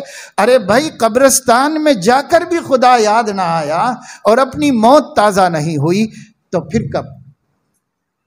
سیدنا عثمان غنی امیر المومنین تھے، بادشاہ وقت تھے، دولت مند آدمی تھے، اپنے وقت کے ٹاپر بزنس مین تھے، لیکن سیدنا عثمان غنی کے بارے میں آتا ہے جب قبرستان تشریف لے جاتے، پہلے زمانے میں جنازہ نماز پڑھ کے لے جانے کے بعد قبر کھودی جاتی تھی، تو بیٹھنا پڑتا تھا، انتظار کرنا پڑتا تھا قبرستان۔ سیدنا عثمان غنی کسی قبرستان میں انتظار کر رہے ہوں تو وہ اتنا روتے تھے کہ ان کی داڑھی سے آنسو ٹپکتے تھے، اتنا روتے تھے۔ کاہے کے لیے رونا آ رہا تھا؟ اپنی موت کا تصور کر کے، اپنے مرنے کا خیال کر کے رونا آ رہا تھا۔ سیدنا ابو الدرداء رضی اللہ تعالیٰ عنہ جنازے میں تشریف لے جاتے، اگر کوئی پوچھتا کس کا جنازہ ہے تو فرماتے تھے کہ تیرا جنازہ ہے، اگر تجھے برا لگے تو میرا جنازہ ہے، یہ فرماتے۔ اور رات کو جب گھر میں آتے تھے چراغ بجھا دیتے تھے اور اندھیرے میں لیٹ جاتے تھے۔ کیوں چراغ بجھا دیا بھائی آپ نے، ابھی سونے کا وقت نہیں ہوا؟ فرماتے تھے ایک بھائی کو قبر کے اندھیرے میں چھوڑ کے آیا ہوں، تصور کر رہا ہوں کہ قبر کا اندھیرا کیسا ہوتا ہے۔ کیا ہم لوگوں کو ہو گیا، کسی چیز سے آخرت یاد نہیں آ رہی، کسی طریقے سے ہم اللہ کے ذکر میں مشغول نہیں، اپنی موت کی تیاری کے لیے تیار نہیں۔ کب تک غافل رہیں گے؟ کیا جب فرشتہ سامنے کھڑے ہو کے اخرجو انفسکم کہے گا اس وقت تک ہم غافل رہیں گے؟ کب تک غافل رہیں گے اپنی موت سے؟ ہمیں اپنی موت کی فکر کرنی چاہیے۔ کسی کا کوئی پتہ نہیں ہے، کسی کا کوئی ٹھکانہ نہیں ہے، کچھ بھروسہ نہیں ہے زندگانی کا، آدمی بلبلا ہے پانی کا، کب پھٹے گا، کب ہوا نکل جائے گی، کچھ پتہ نہیں۔ اس لیے ہر دمہا، ہر لمحہ، ہر دم، ہر آن آخرت کی فکر کرو۔ آخرت کی فکر کرنی ہے ضرور، جیسی کرنی ویسی بھرنی ہے ضرور۔ زندگی ایک دن گزرنی ہے ضرور، قبر میں میت اترنی ہے ضرور۔ سب کی اترنی ہے، چاہنے والے کو بھی وہیں جانا ہے، نہیں چاہنے والے کو بھی وہیں جانا ہے۔ سب گئے ہمارے بڑے اور ہم بھی وہیں جانے والے۔ جب جانا ہے اور جب ہم نے بھیجا ہے، جب ہمارے ہاتھوں نے ان کو لے جا کے مٹی میں دبایا ہے، تب بھی اپنا ٹھکانہ نہیں سمجھ میں آیا، تب بھی اپنا ٹھکانہ ہمیں نہیں سمجھ میں آیا۔ سارے غرور کافور ہو جائیں گے، سارے شان خاک میں مل جائیں گی، ساری غفلتیں ختم ہو جائیں گی۔ بس موت کا فرشتہ آئے گا، یک لخت خواب تھا جو کچھ کے دیکھا، جو سنا افسانہ تھا۔ سب زندگی ایک افسانہ بن جائے گی، ایک ناول بن کے رہ جائے گی۔ اب اللہ ہوں گے، حساب ہوگا، نکیرین ہوں گے، سوال ہوگا، جواب دینا ہوگا، سب۔ اب معاملہ ختم ہو گیا، عمل کا مہلت ختم ہو گئی۔ اس لیے خدا کے واسطے یہ غفلت کی زندگی ہمیں ختم کرنا ہوگا، اللہ کو یاد کر کے جینا ہوگا، اللہ کی یاد کو دل میں بسانا ہوگا، دماغ میں بسانا ہوگا، ہمارا رواں رواں ذکر اللہ کا آشنا ہو جائے اور عادی ہو جائے، اور ہم جس طریقے سے اللہ کے بندوں کے ہم نے واقعات بتائے، ایک دو نہیں سینکڑوں ہزاروں واقعات ہیں، غافلوں کے بھی ہیں، ذاکروں کے بھی۔ خاتمہ بالخیر کے لیے زندگی گزارو، پوری زندگی کا مقصد آخری گھڑی ایمان کے ساتھ گزر جائے، بس اسی کے لیے مجاہدہ، اسی کے لیے نمازیں، اسی کے لیے روزے، اسی کے لیے گناہوں سے بچنا، اسی کے لیے ذکر اللہ، اسی کے لیے قرآن کی تلاوت، اسی کے لیے سارے اعمال ہیں کہ ہماری آخری گھڑی وہ ایمان پر گزر جائے، اور جس کی ایمان پر گزر گئی پھر اس کا بیڑا پار ہو گیا، اس کا بیڑا پار ہو گیا، کام بن گیا۔ اب کوئی مصیبت نہیں، اب کوئی پریشانی نہیں، سب پریشانیاں ختم۔ اس دن ختم جب ایمان پر خاتمہ ہو جائے، ساری پریشانیاں ختم۔ شیخ الحدیث مولانا زکریا صاحب رحمت اللہ علیہ کو انتقال کے بعد ان کے خاص تعلق رکھنے والے تھے، بڑے عالم تھے، مفتی تھے۔ وہ انگلینڈ سے پہنچے مدینہ منورہ جنت البقیع میں، جہاں حضرت کو دفن کیا گیا تھا، اگلے ہی دن پہنچ گئے تھے، اگلے ہی دن پہنچ گئے، اور وہاں پر دیکھا مراقبے میں بیٹھے، اور بہت زیادہ چاہنے والے تھے، بے انتہا رو رہے تھے، گریہ طاری تھا۔ تو اللہ تعالیٰ نے کشف قبر فرمایا، تو کیا دیکھتے ہیں؟ گلاب کا ایک اتنا بڑا تازہ پھول ہے جس کے بیچ میں حضرت سو رہے ہیں، اتنا بڑا پھول، ایک دم تازہ پھول، اور اس میں سو رہے ہیں۔ ان کا رونا دیکھ کے مسکراتے ہوئے ان کی طرف دیکھا اور فرمایا کہ الحمدللہ سب تکلیفوں بیماریوں اور مصیبتوں سے نجات پا گیا ہوں، تم ہی بولو کہ یہ راحت و آرام کی موت بہتر ہے یا وہ تکلیفوں کی زندگی بہتر تھی جس کے ختم ہونے پر تم لوگ رو رہے ہو؟ تو کہتے بڑی تسلی ہوئی، بڑا اطمینان ہوا۔ یہ خواب کی بات ہے، یہ مکاشفے کی بات ہے، یہ باتیں بھی اگر کتاب و سنت کے مطابق ہیں تو قابل قبول ہیں، اس پہ تعجب کی کوئی بات نہیں، کیونکہ کتاب و سنت میں بتایا گیا ہے کہ جہاں قبر میں عذاب ہوتا ہے وہیں انعام بھی ہوتا ہے۔ تمام اہل السنت والجماعت کا عقیدہ ہے عذاب القبر ونعیمها حق، جنت قبر کا عذاب بھی حق ہے اور قبر کے اندر اللہ کے انعامات کا ملنا بھی برحق ہے۔ ایک ہی بات عذاب قبر نہیں ہے، دوسرا پہلو بھی ہے اس کا، انعامات کا ملنا بھی برحق ہے۔ مل رہا ہے کیسے؟ اور لوگوں نے دیکھا ابھی ہمارے حضرت مفتی سعید احمد صاحب رحمت اللہ علیہ کو سب سے پہلے خواب میں ان کے گھر والوں نے دیکھا، بیٹی نے دیکھا، تو اس حال میں دیکھا کہ حضرت کو زمزم اور کھجور سے بہت لگاؤ تھا، ایمان کی علامت ہے۔ مستدرک حاکم میں صحیح سند کے ساتھ یہ حدیث ہے کہ حضور اکرم صلی اللہ علیہ وسلم نے فرمایا زمزم کو سیر ہو کر پینا، خوب پینا مزے لے کر، یہ مومن کی علامت ہے، اور زمزم نہ پیا جا سکنا یہ منافق کی علامت ہے۔ حضرت کو بہت پسند تھا، بڑی نعمت سمجھتے تھے اور ہے بھی۔ تو انہوں نے دیکھا کہ اپنی قبر میں ہیں اور بہت شاندار ایسے قیمتی اور خوبصورت کپڑوں میں ہیں کہ کبھی دیکھے نہیں ایسے کپڑے، اور سام میں دسترخوان پر کھجور اور زمزم رکھے ہوئے۔ حضرت نے اس کو نوش فرمایا، پھر کھڑے ہوئے، ایک جوتا پہنا، ایسا شاندار جوتا کبھی کہیں نظر نہیں آیا انہیں، ایسا جوتا پہنا۔ پھر ایک پیچھے دروازہ تھا، ایسا دروازہ جو وہ کہتی ہیں کہ زندگی میں کہیں کسی رئیس کے گھر میں نہیں دیکھی، اس دروازے کو کھول کے اندر چلے گئے۔ حقائق کا علم تو اللہ کو ہے، لیکن اللہ تعالیٰ اپنے نیک بندوں کے قلوب پر اپنے بندوں کا جو حال کھولتا ہے وہ فال نیک ہے اور اللہ سے حسن ظن ہے۔ اس طرح اللہ کے نیک بندوں کے مرنے کے بعد کے احوال ہیں، کتنے ہیں، بے شمار ہیں۔ صحابہ میں ملتے ہیں، تابعین میں ملتے ہیں، محدثین میں ملتے ہیں، فقہاء میں ملتے ہیں۔ نہیں ماننے والا نہ مارے اپنا سر پھوڑے، لیکن ہمیں یقیناً معلوم ہے کہ یہ سب صحیح باتیں ہیں جو اللہ پاک اپنے بندوں کو دکھاتے ہیں، کیونکہ ان کی اپنی زندگیاں بتاتی ہیں کہ وہ اس اکرام کے لائق ہی ہوں گے۔ لیکن حکم لگانے کی ہمیں اجازت نہیں، اللہ سے حسن ظن رکھنے کی اجازت ہے۔ ہم حسن ظن رکھے ہوئے اللہ تعالیٰ سے، اللہ کے نیک بندوں کی۔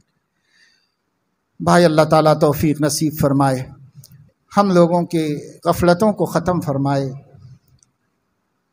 گرمی کے باوجود حبس، بارش کی وجہ سے اندر حبس ہو رہا ہے، اور آپ لوگ مغرب سے اب تک یہاں پر بیٹھے ہوئے ہو، اور سب بیٹھے ہوئے ہیں تکلیف کے باوجود۔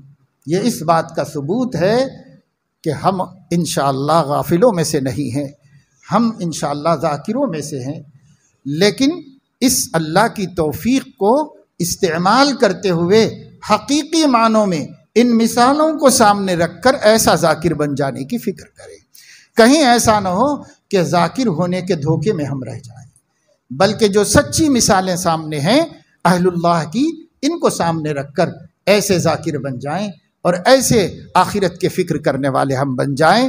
یہ باتیں، یہ واقعات، یہ آیتیں، یہ حدیثیں، یہ قصص حسنہ صالحہ ہمارے اندر سے بے فکری کو ختم کر، گناہوں سے نفرت پیدا ہو جائے اور نیکیوں سے رغبت پیدا ہو جائے۔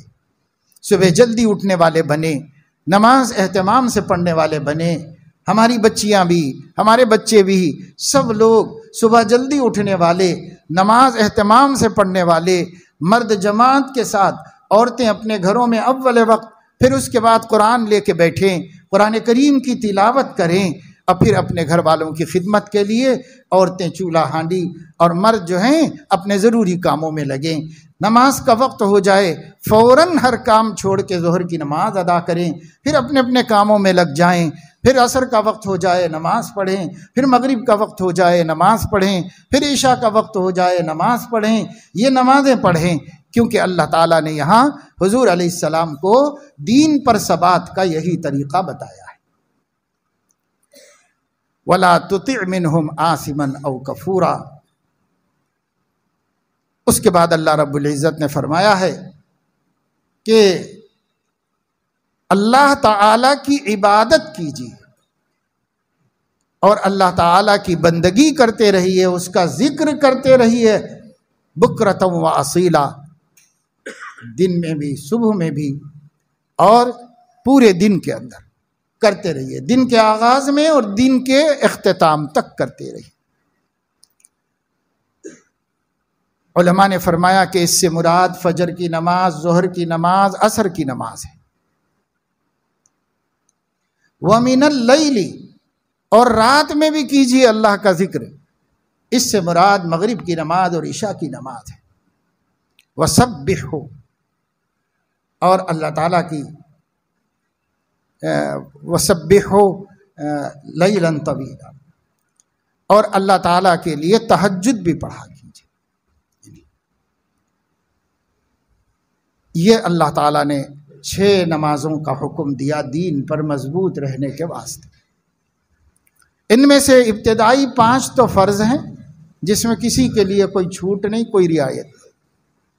6ٹی والی میں اختیار ہے، کوشش کریں وہ بھی شامل ہو جائے ہمارے عمل کے اندر، نہ ہو سکے تو خیر یہ 5 میں تو کبھی نہ کریں۔ یہی طریقہ ہے دین پر ثابت قدم رہنے کا۔ نمازوں کے بغیر دین پر ثبات ہو نہیں سکتا۔ یہ نماز ہی علامت ہے کہ دین کی فکر ہے۔ ان اہم امورکم عندی الصلاۃ۔ اللہ تعالی ہم سب کو توفیق عمل نصیب فرمایا، آمین۔ وآخر دعوانا الحمد للہ رب العالمین۔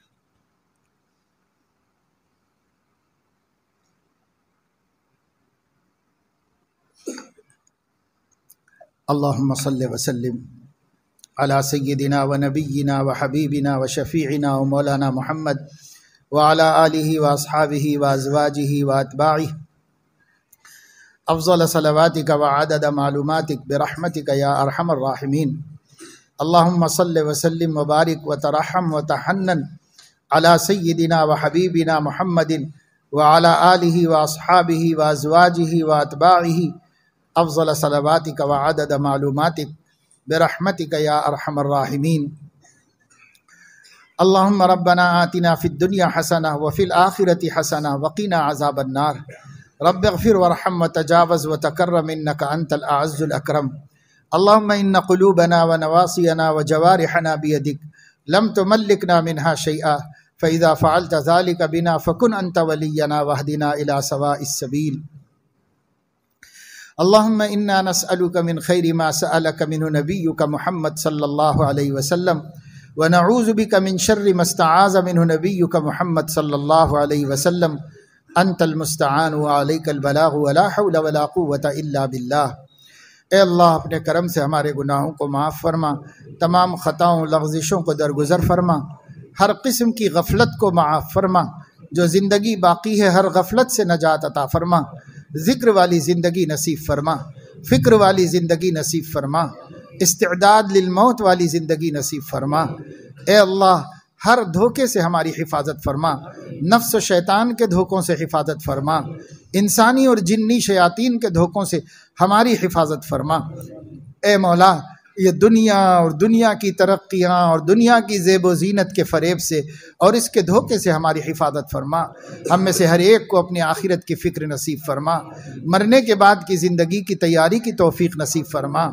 اے اللہ اپنے اور اپنے گھروں کے ماحول کو دین والا، ایمان والا، اسلام والا، قرآن والا، نبی کے تذکروں والا صحابہ کے ذکروں والا ماحول بنا لینے کی توفیق عطا فرما۔ اے اللہ کفر کا ہر تذکرہ کم کر کے ختم کر کے ایمان اور توحید کا تذکرہ کرنے کی توفیق عطا فرما۔ اے اللہ ہمیں عقیدہ توحید، عقیدہ رسالت اور عقیدہ آخرت پر خود جمنے اور اپنے گھر والوں کو جمانے کی توفیق نصیب فرما۔